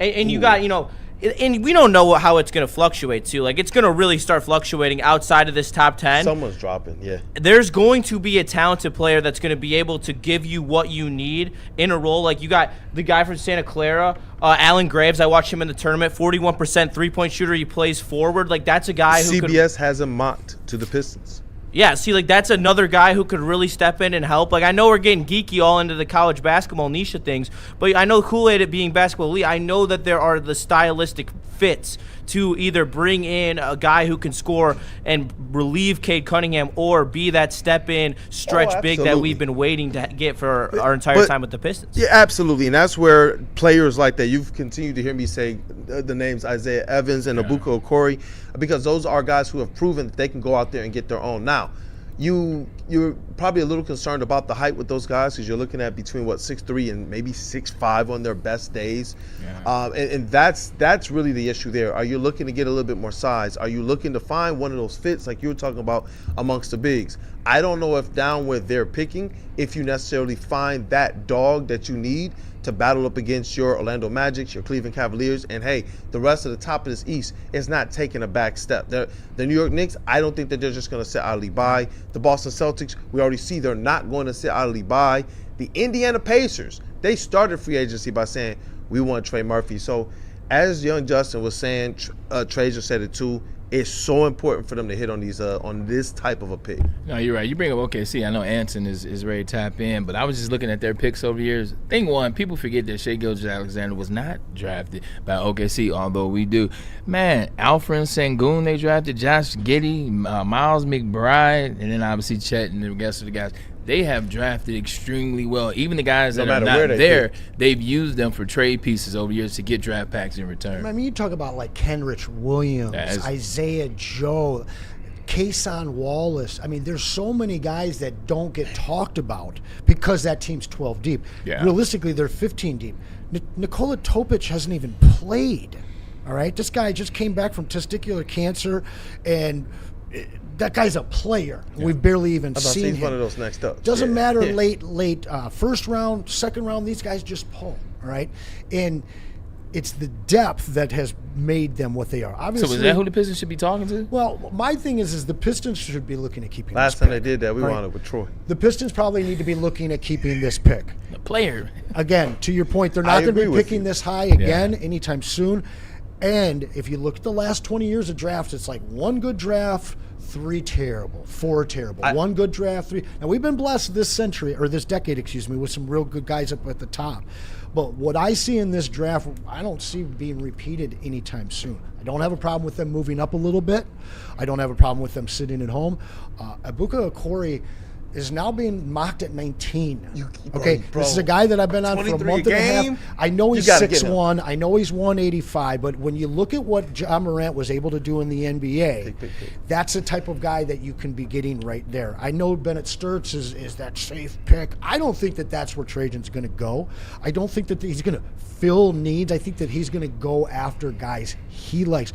Because realistically, he's only had 1 first-round draft pick so far, and he didn't knock that one out. Here's the elephant in the room is, how much does this pick, how much does it influence what they do in free agency? Because realistically, this is like a situation we talked about with the Lions last year. Lions didn't have what pick? They didn't have any. At 21, it better not influence it. And that's what I'm saying. But they don't have a second-round pick, although that doesn't matter. This is the pick. How does it influence their free agency, you think? Well, I mean, it depends on. If they use it, it doesn't influence it at all, in my opinion. All right? If they do trade it, then it's absolutely going to influence what they do. But, I mean, the piece that you're going to get right now, you hope that he's a 7th man for you. Yeah, the prayer is that he starts and you land a real player, but it's most unlikely that happens. Yeah, putting themselves at 21, with the way that trade jumps them up from 28th, it does at least put them in a position to, if somebody just slips through the cracks, it gives them the opportunity to find somebody. And I do wonder, if you come away with a Cameron Carr, you come away with Okori, and these guys are absolute buckets, like, are you not starting them? Like, think about it. You've been starting literally Jaden Ivey after the injury. Like, Danis Jenkins. I don't know people on this team, honestly. If you wind up with one of those guys, even an Isaiah Evans, who gives you more height, 6'5", 6'6", I do believe they have a good chance if they can snag if a Yaxel. I don't think he's going to fall now with the way some events have gone. I don't think he's going to fall to the Pistons. But even if someone like that just gets through, then I do believe the Pistons at 21 have the opportunity. And at least the Pistons have shown the ability, though, to get back into the first round in 3 of Troy Weaver's 4 drafts. He traded back into the first round and was able to pick in this similar range. I think the Sadiq Bey, Isaiah Stewart stuff, that was like pick 16 and 19, I believe. All right, we'll take a quick commercial break, but before we do that, let me ask you a question. Are there any teams in the East that you're paying attention to that are drafting before us? Looking at them, I think the Atlanta Hawks are picking 8. You look at the Bucks, they're picking 10, and then the Miami Heat are picking 13. Any of them you're interested in? I'm looking at the Raptors. Okay. If in terms of the East, that's that 19th pick there. I think that's going to be very, very pivotal spot. You talking about if someone falls, that's where you're going to start seeing, I think, two players between that 19 to 21, and you're going to have three teams. So I'm looking at the Toronto Raptors to flub one of those, especially if you're talking about keeping the East team that was behind us. Okay. 1,000. Guys, remember a name that I mentioned back in about 2 months ago? You be mentioning 9,000 names. No, there was two. Yes, there was two. There was two. There was a Mecca Okori. Anson has a briefcase full of names and papers. He goes into his briefcase. There was two names I said, if you guys remember. Did you hear about Numchuck Johnson from Idaho State? Like, what? Who the hell? I'm not getting them to you now. But they be hitting though. I love the Numchuck reference. Go ahead, sir. I'm sorry. We're just giving you edge. Go ahead. Get educated. Two names. All right. If you remember, Abuka Okori, and then there was the other one, Kareem Lopez. Kid from Mexico. Most people don't know about him. I told you that he'd move up. He'd be around that lottery. Now he's moved all the way up to the 19-20 spot. CBS has him at 17, bro. Listen, that's a guy that you just don't know what his impact in the NBA could be. He could be a superstar. That's the one guy that I see falling in that range without having to move up to get a Cohen Carr type of guy. That if you move up to 18, 19, or you see him fall to 21, that's a guy by the end of the year could be starting for you and at a high level. Yeah, speaking of high levels, man, tell us about Supreme Lending. Oh, we just did tell them about Supreme Lending, but we're going to tell them about Buddies. How about that? Sounds good to me. Buddies, listen, as Supreme as lending is, they're that with pizzas. We're talking about 80 years. The Detroit-style deep dish. It's taking over the world, guys. And we want to save you 20% off the next time you order. Go to buddiespizza.com. Punch in that Woodward 20. You're going to get 20% off of your meal. But if you want to have a pizza party this weekend, we got you covered as well. Or this whole summer. Just put in that same code. We're going to save you up to $200 off of Buddy's Pizza Catering. I know you got some graduation parties. Get yourself some Buddies there. Head on over to buddiespizza.com, the original. Jahmyr Gibbs, breakout season, loading. Inside the 5, Gibbs to the end zone, touchdown! Woodward Sports, the most dominant Detroit sports coverage around. Finally, life-enhancing LASIK surgery at a price you can afford. Michigan's most experienced eye surgeon, Dr. Yaldo, is offering the most advanced LASIK at just $1,699 per eye, regardless of your prescription. Imagine not just being free from contacts and glasses, but actually seeing better without them. This limited 2026 spring offer is thousands less than others charge. Go to YaldoEyeCenter.com for your free evaluation and save. Experience summer in Detroit with pro soccer at Keyworth Stadium. Every Detroit City FC match brings a new reason to show up early and stay late. Tickets available now at DebtCityFC.com.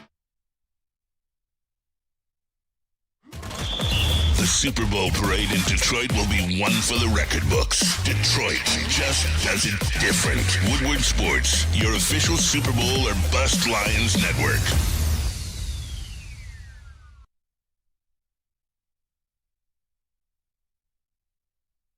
Woodward Sports here for Water Hazard as we welcome founders into the Woodward Sports family. And man, let me tell you, there's nothing better on a lake or on the golf course than a Water Hazard. It tastes just like a Baja Blast. It goes down easy. And you know how people, me personally, complain about, some drinks are a little too fizzy. This is the perfect, nice carbonation kick to it, and it makes it taste like a dream. So make sure you tap in with founders today with the Water Hazard. And we back. Welcome back, guys. We're just going to stay on this draft topic and the Pistons. We still got Kool-Aid in the building with us, so we're going to take advantage of it. Number one name for you if they don't move out of 21, and don't say Cohen Carr because you know he ain't there. All right, or not Cohen Carr, sorry, Cameron Carr. Where are you at number 21? Give me the pick. You're on the board. On the clock, Kool-Aid. Hey, look, I believe Isaiah Evans will be there. I hope you're right. But if your guy, Mr. 23 points a game, Mr. I can get it however I want it. All three levels. You know who I'm talking about. Oh, yes. Abuka Okori, if he's there, that to me is like, you're going to see me like literally probably flip the table or whatever we got set up at Black Rock tomorrow for the draft show. Like if he drops there, that's my pick. Like I'm seeing Isaiah Evans dropping on boards all over the place. I feel like he's going to be available. Man, I have no problem with that pick, Kool-Aid. I would love that one. You're talking about a guy who can. Some people say he plays a little bit sometimes like Jaden Ivey. I don't see that. I see a guy who can score from the outside, a guy who can get downhill and finish effectively as well, and he's patient and poised under pressure.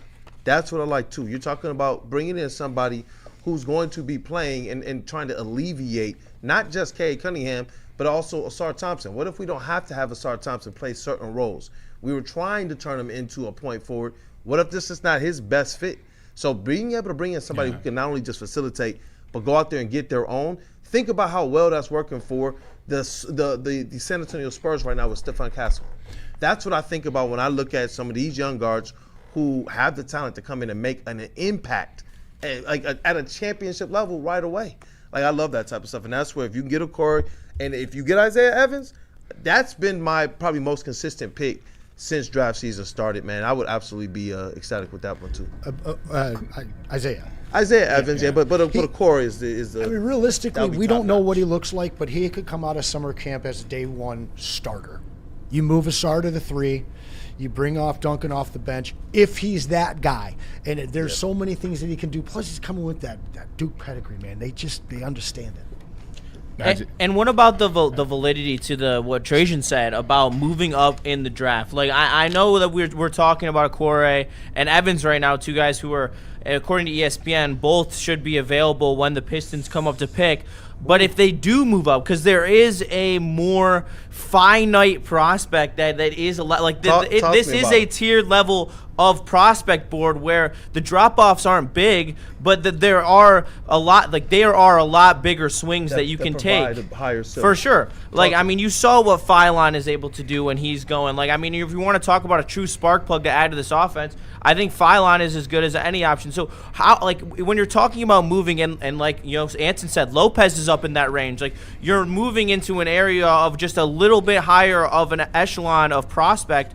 Do you believe that is going to be like high on Trajan? Is it going to be prospect dependent, or is it going to be how much you have to give up? Like how willing is he going to be to go up and get his guy?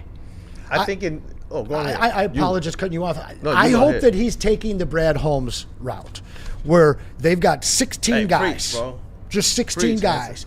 And if they're not there, they're going to move up to get him, or they're going to move the hell out if they're all gone. Yep. Like, they wanted Blake Miller at 13. That's why they were talking about that trade, because if he wasn't there, no run on offensive linemen, so they stood pat.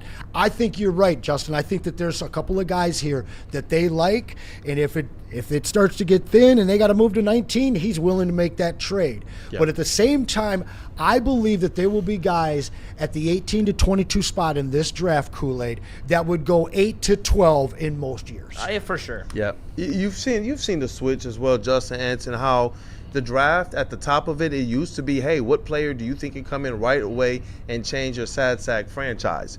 And for whatever reason, it's changed to what player comes in and gives you the best potential to have kind of that unicorn big that can handle and shoot from behind the arc. What that's done, and we've also seen this, where you used to draft your older players at the end of the first round and know that you're getting a rotation player as a more established team because you pick at the end. Now those guys are falling to the second round. Absolutely. So these drafts, they lay out much differently.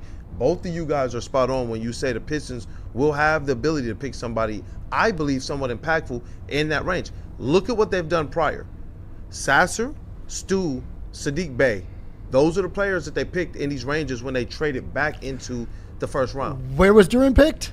And Duran they traded back in too. But that's what I'm saying, man. That's another one too. So you're right, because he fell. Yeah. He was on. You know what? There's always a player that falls. He fell. There was a lot of people, including Troy Weaver, who said this. Not only did I have Jalen Duran in my top 5 on my big board, I don't care what anybody else says, he said there was discussion of taking him with our first. Like, so there's always someone that falls, but when you're true, I believe, to your guys, it can help you, it can hurt you, it can burn you. It can help to really lift you to new heights. I think this year is a year where Trajan Langdon, he's going to stick to his guns, like you said, pick his guy, and if it's not there, out of the pick. You agree, Justin? Yeah, I do agree, and I want to, ask, as he's talked about trading up in the first round. How about trading back into the second round? Because, like with the state of college basketball, the talent pool has never been as dense as it has been before, and you see the way that these veterans are able to just come in and be like you said, immediately bench impact guys. So how, do you think that there's a big possibility that moves? I mean, we're talking about guys like Braden Smith, who could be, that backup point guard who we've been asking for to back up Cade Cunningham. Like, what are the probability that they go in and they get one of these older guards or older forwards to really just help these bench units? Because this is such a deep draft. So you'd be getting essentially a normal, first round 21st pick guy in the middle round of the second round. Organizationally, what have they done with those lower first round or second round picks? We can call them out. Even the one that they didn't draft, they just picked them up. Danish Jenkins, Marcus Sasser, Chaz Lanier. These are things they've done, and these have been players who are a little bit older or had experience. So is it out of the Detroit Pistons pedigree to do something like this? Absolutely not. Organizationally, they've done this, and now it's just a matter of seeing, is this something that Trajan's going to do as well? Because we know the Chaz Lanier pick, that was one that's a player that was more established, a little bit older, and somebody that they believed would be able to come in with a special skill set and contribute kind of right away. Now you're looking for something like that as well if you're the Pistons trading back in, because you got to have players to go. They're not building anymore. This is not the restore. This is not, we're waiting to see. No. All of that stuff that Trajan was talking about, Bray, when he said, we're going to wait and see. He did that for 2 years. That's done. Yeah. And what did he say now? We know who our core is, and instantly you started hearing established fixtures popping up in trade rumors. People was hunting us down on Woodward Pistons like, stop trying to run Stu out of town. It's like, bro, it's what I've been hearing for 2 years. Like, this is not something new if you've been plugged in. It's just that now Trajan, I believe, knows his guys, knows the makeup. I know they probably got Cade Cunningham in their ear as well, telling them the makeup that he wants. And now they got the ability to move forward and say, you know what, let's take 60 wins to the next level. I got 3 questions, too, that I want to ask you, Kool-Aid. One of them is about Cam Boozer. I want to talk about the overrated or properly rated. I want to ask you about Dusty May, and I want to ask you about Cade's college coach and Mike Boynton. But before we get there, what was the last thing you just said? Because you intrigued me with that one. The Cade Cunningham being a part of the conversation of draft picks, of free agents, the front office conversation. What does that now look like for Cade? Because Cade's the man now. Cade's in the MVP running. Cade is first team All-NBA. Second team, excuse me. What is that conversation like? What is the input from Cade? Because he's grown now. He's a grown-ass man in this program. Yeah, I honestly, I think first and foremost, you look at the Jalen Duren situation. We know that Cade Cunningham and Jalen Duren are close. We know last year they actually decided, hey, we're going to work out together, and they had that opportunity to play together on the U.S. select team. And I would happen to believe that a lot of that is driven by Cade Cunningham. So before you even talk about the makeup outside, I believe what's going on right now in terms of Duren and Ausar, those guys being identified as a core, I would happen to believe that Cade Cunningham has something to say about that, regardless of what the playoffs say about Duren or not. And so you're going to see those types of things happening. Beyond that, what have you seen the last 2 years out of Cade Cunningham? Some of these players that you hear kind of rumored to the Pistons or rumored in deals, well, you've seen Cade the last few years doing this with those types of players. You go back to All-Star. We showed y'all on this show already what he was doing at All-Star break his first year. Who was he with? Tyler Herro. The whole time. I'm talking about every day of the event. That just seemed to be who he was pairing up with, who he's talking with, who he's laughing with. Now, the next year, he's there with J.B. Bickerstaff and his guy, Jalen Duren. Tyler Herro's not there, so I don't get to see that interaction. But that first year, oh, yeah, they were all buddy-buddy, and you look at it throughout the seasons. We mad at the Heat, but Cade Cunningham is over there talking. And so I think we already see his impact in terms of the type of players he wants to play with. No longer this aspect, I believe, of, well, you know what, let's get a Duncan Robinson or a Karras. Not that those guys don't help you fill out a roster, but I do believe when you hear the fact that Trajan's like, look, we're going to look to really try and improve this team and build specifically around that core, I think that's a Cade Cunningham thing. Is Cam Boozer deserving the number 2 pick overall? Like, when I watch his game, I just don't see what everybody else sees. I see a guy that's slightly just athletic enough. I see a tall guy with a last name and some fundamental skills, but I don't know if I see a guy that's coming in to change my franchise to number 2. I think in the NBA sometimes when players possess his skill set, it usually works out in the NBA to some degree. Sometimes if the work ethic isn't there, say Kutumboya, then you can see players with that type of potential, that type of athleticism, that type of game, they absolutely fall off because they're not working towards anything. They just, up to that point, have just worked to be able to shoot, be able to dribble. When you get inside NBA action, it's going to provide you certain lanes, especially for a player like that. And that's where I believe if you get with the right team, I think Cam Boozer, it might be more reticent on who he's drafted to. Like, I even to this day will tell people, I feel like if Jalen Green was drafted to a different team, different situation, even he right now will have a little bit of a different arc. And so for Cam Boozer, I don't think he's necessarily overrated to be a top 5 pick. But would I take him maybe number 1 or number 2? I don't know. I'm not so sure. That's one that makes me kind of pause just for a little bit to see, is there a player that I know I can absolutely like, the ball in the game, this is in your hands, not in the aspect of how much higher can we get to the ceiling that he might possess. Yeah. More questions for Kool-Aid. This one comes in the form of a super chat. It's a popular guy over there, he man. He is, especially today, but always. Hey, it's that draft. It's draft time, baby. That's your time. So Dante151 wants to know, and this is a name out there, could Derek White be a trade option for your Detroit Pistons? Look, Derek White was a trade option, and we didn't want to give up Jaden Ivey at the time. If you guys go back and rewind the tape, there were rumors that came up about a couple years ago before the Jaden Ivey he was in San Antonio?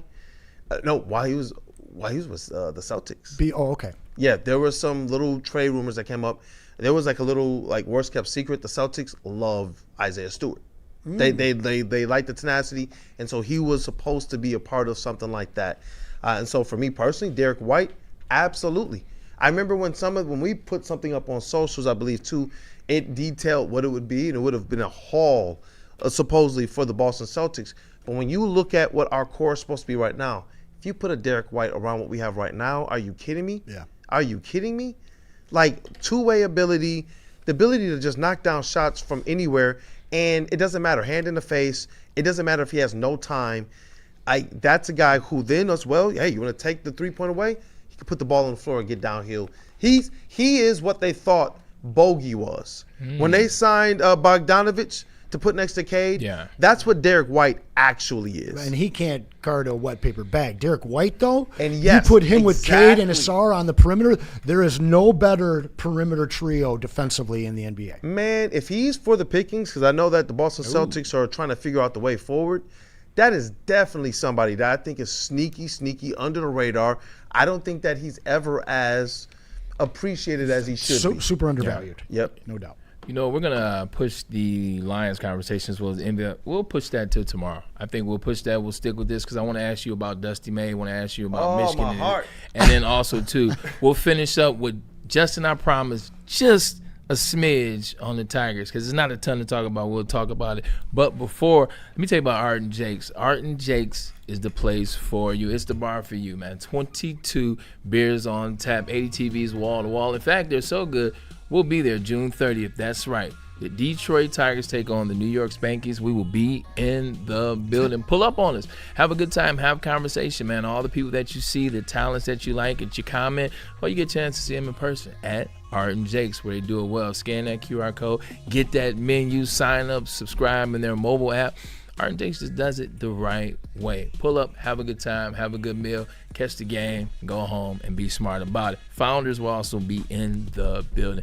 See ya soon. The most talked about Detroit media by other Detroit media. And we love it. It's the Woodward Sports Network.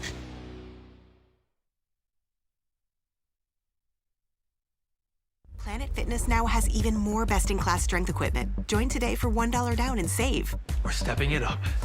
We're not slowing down. Finding new faith, new focus. Love that new equipment smell. So, you in? Join the club today. Save when you join for just $1 down, $15 a month. Planet Fitness. We're all strong on this planet.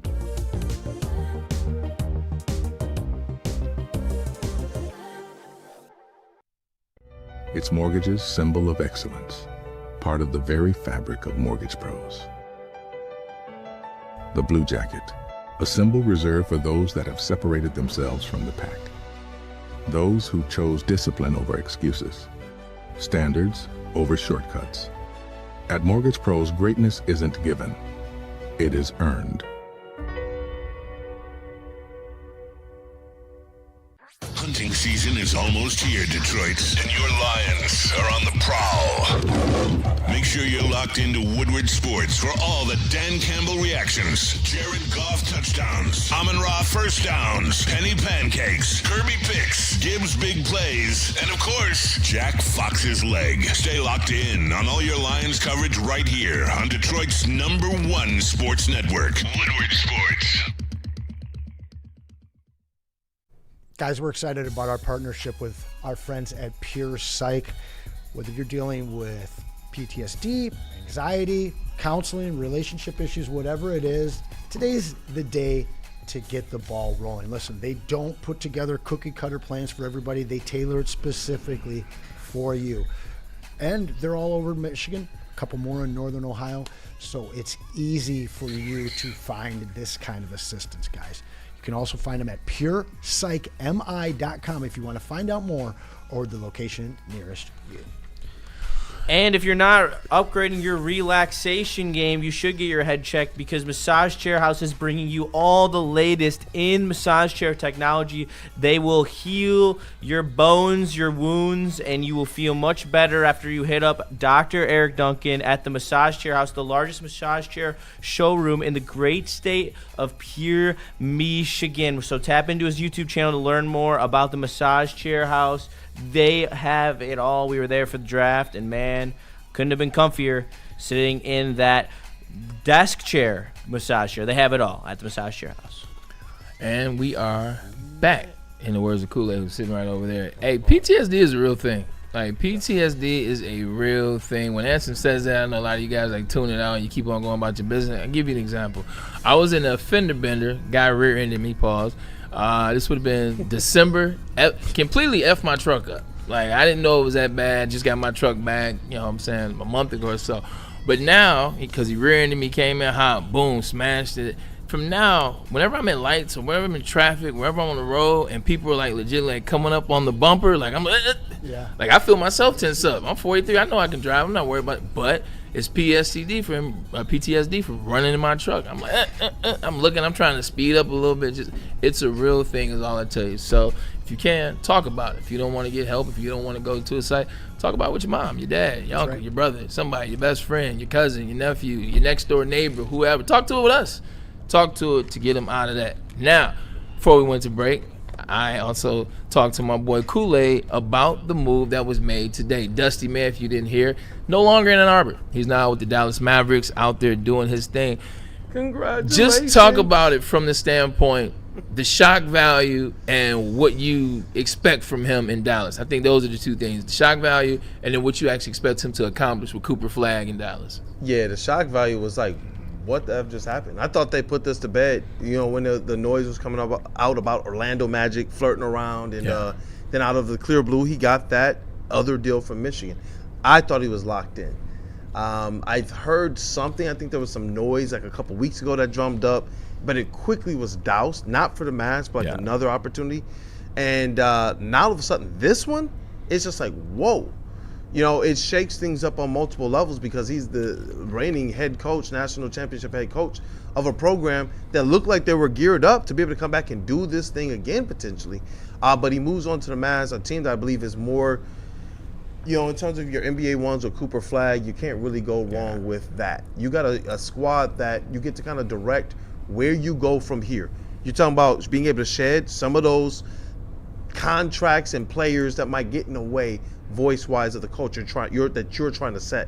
So Dusty May and Cooper Flagg, and being able to build off that, that's a get by the Dallas Mavericks, because with Sharon Moore, we had to ask the question, are you a program builder? Can you run a program the right way? We never questioned that with Dusty May at all. We knew coming in, this guy is professional, he's bringing a program, and he's going to get development out of his young guys. And so going there, it's perfect for the Dallas Mavericks. I'm not so sure for Michigan. Okay, with that being said, then by your metric, how is Mike Boynton, former coach of Cade Cunningham at Oklahoma State? Now he is the interim head coach at the University of Michigan. Done. He's going to be great. No, I'm just saying. Look, no. I mean, obviously at this level, Cade was Cade when he got to Oklahoma State. Set out Cannon and Ashton. 100%. Let's not go there. But yeah, I know you're joking. But no, like obviously, I was probably a little more excited for Dusty May because I believe in this era of college football, he showed he knew how to get it done. Now, in terms of coaching, absolutely. In terms of Boynton, you know you have a coach. Yeah. Do you have the player that can make sure Michigan can stay at the top of the portal, can stay at the top of your roster rankings? And that's the only thing for me that I'm waiting to see. Does the brand elevate his ability to do that? I don't know. Dusty May came here, and it wasn't necessarily just about the brand. Does that help? Sure, but he was more or less the Ben Johnson of the portal and how to navigate that stuff. Yeah. Now I do believe, for as much as I like his coaching ability, can he actually field and run the Michigan basketball program in this era? I tell you what, these national championship coaches, they keep setting the next man up for failure. They keep setting the next man up for failure. What? You offering what? Yo, Mike, my bad. I'm out. I'm out. Mike and Sharon would be a great show, man. Hey, he's got Sharon. I'm telling you, he's got Sharon tendencies. Just looking at the platform. Somebody told me they was wondering if Dusty May leaving, if he has any Shawandas in his closet, dog. Or butter knives. I hope he ain't got no butter knives on him. So Shawanda pages. Now my butter knife. Are you ecstatic that he ended up in Dallas as opposed to Orlando? 100%. First of all, like if you left us for Orlando for like, and we got to see him 3 times a regular season and probably in the playoffs I don't want him anywhere near that young kind of mismanaged core at all. They got their guys locked in. Yeah, that's it. The young mismanaged core. I don't want he manage it right. That's exactly it. I love you talk about his ability to see multiple high levels of talent and make them work together. And egos. I like Yaks, but they had some egos on that team, bro. He was able to make all of that work. That, to me, is where I don't want him to be in a place with Desmond Bain, Paulo Banchero, Franz freaking Wagner, and Jalen Suggs, who proved to be worth his weight in gold. You could have just said Paulo. Like realistically, I think the reason why there's only 2 spots or 3, and that's only if the Knicks would have lost. There's only 3 spots for Dusty May. There's New York, there's San Antonio, and there's Dallas. Yep. And when you look at what Orlando already is, they're already mature in their personalities. They're already set, even though they're young. Paulo's already set in his ways. Franz is set in his ways. They have no flexibility either. Bain is set in his ways. It's hard to come in and reach. Exactly. Yep. And there's no roster flexibility in Orlando either. Cooper Flagg is coming out of Duke. He's 1 year in. Yep. Like he's waiting for Dusty May. He's waiting for that situation. Similar type coach who probably understands that kind of collegiate feel. Cooper Flagg is still in that. And honestly, some of these coaches that are having the great success, like your Joe Mazzulla's, they actually operate in terms of terminology more and how their support staff more like Dusty May. It's more or less the new age. And I know J.B. Bickerstaff and some of the people he brought in, they were able to help integrate some of that into their organization and how they do things. Joe Mazzulla better learn how to coach when his players are shooting too many threes and they can't figure it out. Because just allowing them to shoot themselves in the foot like that will get your ass fired. In the NBA, how many coaches have gotten fired after winning championships? He better figure that out. If they're talking about cutting loose Jaylen Brown, if they're willing to do it, then you're right. They're at a different point in terms of what they want to be as an organization. I'll take Jaylen Brown. And hey, listen, we're up against the break here, but I do want to get one final thing in here. She loves me on payday.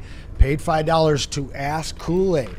He's been seeing reports of Detroit possibly looking at Austin Reeves. Kool-Aid, how do you think the pairing of Reeves with Cade would play out if that move were made? Part of me believes that the Austin Reeves noise is coming from the LA side. Same. As I've gotten closer to things, they want to try and sign and trade him for Duren, because as we're hearing, Duren's getting a big push from LA right now. That's it right there. And I've come privy to realizing agents, scouts, players, other people involved. Fake news. They have the ability to fake news. Fake news. Fake news. That's it there. So I don't believe that there's that real. You got to think the most they can offer him is $44 million a year if it's Jalen Duren.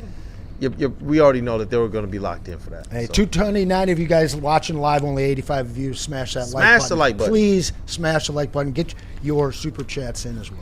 I think we're all caught up in terms of breaks. So we are not. We are not all caught up in breaks. Tell us about y'all, though, Anson. Yes, sir. 30-plus years they've been operating at the peak of the eye business here in Michigan. We're talking about the Yaldo Eye Center. And listen, we've got an awesome deal for you right now. No matter how bad your eyesight is, they're going to hook you up $16.99 per eye for LASIK.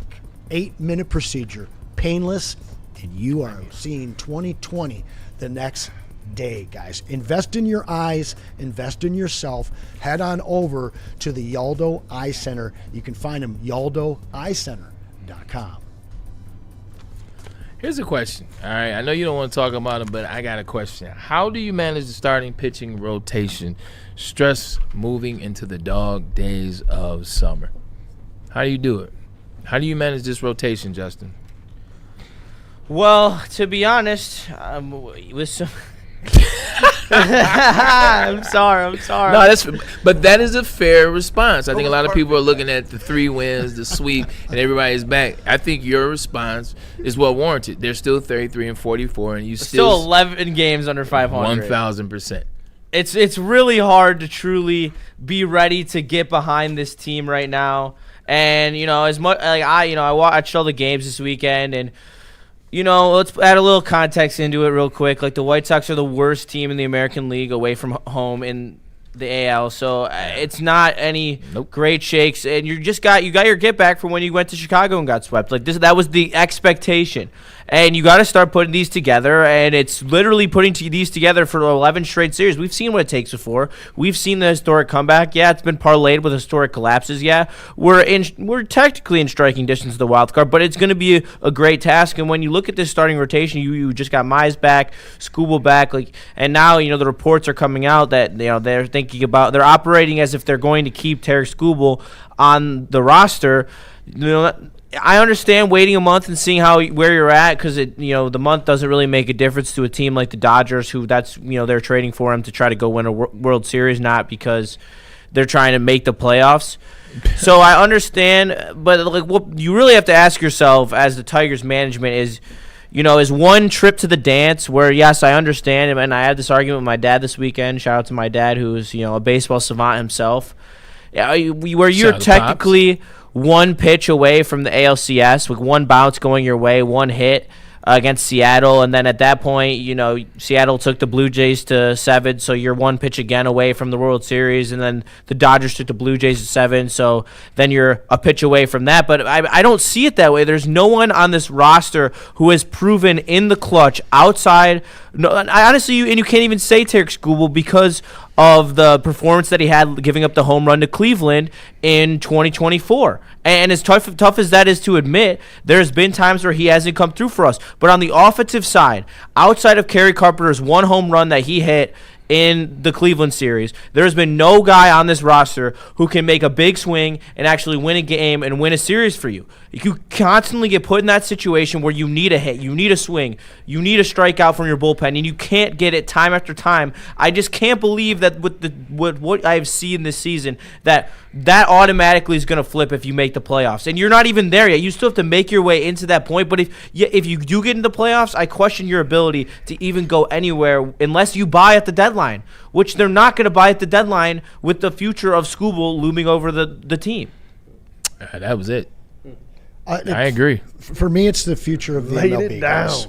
It's the MLB, and the more that this draws out, and the more that they keep saying that they're not looking to trade, despite being 11 games under 500, only 5 games out of the wild card, we don't know what's going to happen next year.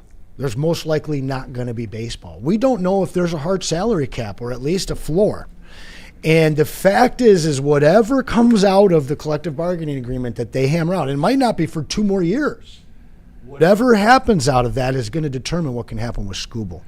And I think that the Tigers would rather have his card in their hands when everyone knows and maybe the playing field is somewhat leveled through this collective bargaining. And I don't know if that's the proper move. Okay, but you go back to last year, and if Scott Harris is on his job, he knows that this is looming, and that's why you hold on to Skubal, because realistically, as bad as this year looks, it's not much different than the last 2. We're not, far apart between the rest of the division. Obviously, we crashed last year, but this is a team that can get hot, sneak in a wild card, and win another series. And then ultimately, I know fans hate hearing this. It's the same shit I was saying for the Lions. Guess how much playoffs are worth to a franchise, guys? That's what it comes down to, and that's what helps you. Enough to let Terrace Skubal walk for nothing, Anson. Well, no, that's not what I'm saying. Actually, in fact, it could be something different because you make those playoffs, and then you take a year off of baseball. There's a hard cap, and now all of a sudden, Skubal might stay in town. I understand that, but at the end of the day, the risk that you are taking by keeping Terrace Skubal, I would trade him, brother. I'm not saying that I agree with it, but this is a real gray area right now with the collective bargaining looming and a possible shutdown of baseball for 1.5 or more seasons. So I think Scott Harris is trying to be the smartest man in the room and hope that he can wait this out. Personally, I'm selling. All right. And that is the Tigers update for the day. Shout out to Team USA, who is 2-0 in tournament play so far in World Cup. So good. And also shout out to Lionel Messi, who broke the World Cup record for goals today, actually, with 17, breaking the time that he had going into the game. With Who's that he being, tied with? Do you know? Yeah, I do. Shoot. Mbappe. Klaus with Germany. Mbappe already? Germany, there you go. Oh, okay. I love watching World Cup games. I love watching World Cup games, and the reason why is because I think I don't have necessarily dog in the fight outside of Team USA. So like when I'm watching these games, like I'm cheering for whatever. I'm cheering for the best uniform. I'm cheering for the best entrance. And then like throughout the course of the minutes, it changes. Yeah. It changes who you may cheer for. The story changes, like, because I have no vested. It's really fun to watch because it's the only sport that does it. With basketball, I could care less. If it ain't the Pistons, I'm not cheering. I may see, a player do some Anthony Edwards, shout out to him, last name, a dunk or craziness, but I'm not cheering for other teams. I'm not cheering for NHL. I'm not cheering for anybody but the Red Wings. I'm not cheering for anybody but the Tigers and the Braves. Y'all know I'm a Braves guy. Same Bray. There we go. One of them. See, I knew we rock. But when it comes to Acuna's this, my favorite player in the MLB. I legitimately will come. Acuna he's a monster. I wish he could stay healthy. That part, like, damn, why can't he stay healthy? It's But a like, hard you time will to come into the game. Like, I'm cheering for this team. You know what? I like this team. Well, 68 minutes in, now I like this team. Oh shoot, 95 minutes in, I like this team. I want this team to win. Like, it keeps changing throughout the course of the match. Yeah, unless you're like really intimate with all the Norway different tonight. teams and who their rosters look like. Honestly, like Who's got the best flag? But halfway through Shit a like that game, matters. you'll just some dude out there starts making some plays. You're like, who's that? Yeah. And now you're watching that guy, and it is like when you're watching this stuff, unless you're highly invested, it evolves the whole game, and you could be rooting for the other guy by the end of the game as opposed to the start. I know you've been tapped in and dialed in. What have you seen? What has been interesting to you, Sweet Potato? So I feel like my favorite story really is, like, aside from the superstars Messi, Mbappe, etc., is Cape Verde. First time qualifying for the World Cup, the smallest African nation to do so. Held Spain to a scoreless tie last week. That was the first mega news that shook the World Cup. Well, just yesterday they tied again with Uruguay, who was also a perennial knockout World Cup team. So to address your question there, B, it's got to be Cape Verde. Along the same lines, though, there is excitement growing for the USA team in terms of this is quite possibly our most athletic team in his World Cup history. So let's all pray that they make it past the first round of knockout. You see him in the quarterfinals? Pardon? You see him make him the quarterfinals? I could see quarterfinals. Quarterfinals are realistic. Semifinals? I didn't say that. I didn't ask that. Right. But I just sent something to the Slack. See if you can get that up before the show starts. One of my favorite things to do right now is watch Zoltan as well as It's Latin. Ibrahimovic? Yeah. Like, I didn't like him because he made some comments 4 years ago about LeBron. I didn't necessarily like what his aim at. Basically, he said the same thing as the reports to shut up and dribble. I can disassociate. Watching him and old buddy in the studio. Henry. Holy Henry? Like, watching them dribble that in the studio and just chilling, like, the level of skill that those two have, like, two of the greatest in the last 30 years, like, it's so much fun to watch. And watching it, I was able to say, like, are soccer players, when it's all said and done, are they in the best shape of any pro athlete? And the reason why I say that is because it's not just soccer players. When I'm talking about them and how they're like this, in terms of like when you're done, I'm talking about like are they the most taken care of? Like natural. When they're finished, they're still doing this. They're still walking around. Which, in that same breath, though, I feel like it's BS how they split these games up into quarters now, because part of the element of the game is endurance, is how well you can last a whole 45 minutes without any substitution before that halftime break. Now it's broken down into quarters. It's not the same game. You're absolutely right about that, because the only argument they ever had is 4 o'clock, so we appreciate you for tuning in to the Braylon Show. It's been a hell of a show. This is a Monday, by the way. This is a Monday, and we didn't talk football once, so you know it's going to be a good week. But this is my favorite kit before Braylon goes, the Norway kit, tough as nails. Yeah, that's clean. Yeah. That's fire. That effing hydration break, why do they bring it over here and they have to mess it up? Like, why are we doing quarters and why are we doing a hydration break? Like, the hydration break I thought was like 90 degrees, humid, the humidity. It's like 68 and raining in Seattle, and they're like, well, hydration break. Indoors. I don't get it. I got to clarify. Hydration break. Top 3 player, I said Jose Enrique because I couldn't remember it. Juan Carlos from Spain. Yes, that was the guy. It's been bothering me since last week. See, I knew that one. Needed to clear that up. I knew that one. Look, man, we appreciate you guys. Stay tuned. It's going to be a great week. Jimmy King tomorrow to talk a little bit more about this Dusty. Man, I don't think this is done. Like Anson Jimmy said, King there's more from the Fab conversation. Five tomorrow. I think you might not have really heard that. I'm excited. 100%. We'll be excited. From my man Anson Wells, Sweet Potato Cam, Kool-Aid, who is in studio, Riley. We got a whole crew right here. We get a couple more players. We can get a 5-on-5. No doubt. With just the members of this show. B-Lad, Riley, and then my right hand. Well, both my right hands in here today. Kool-Aid and JS, man. We'll see y'all tomorrow.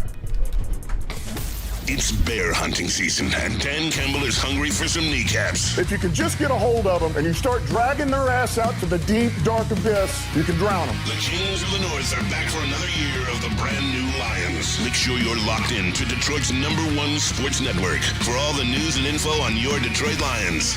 Woodward Sports, let's go.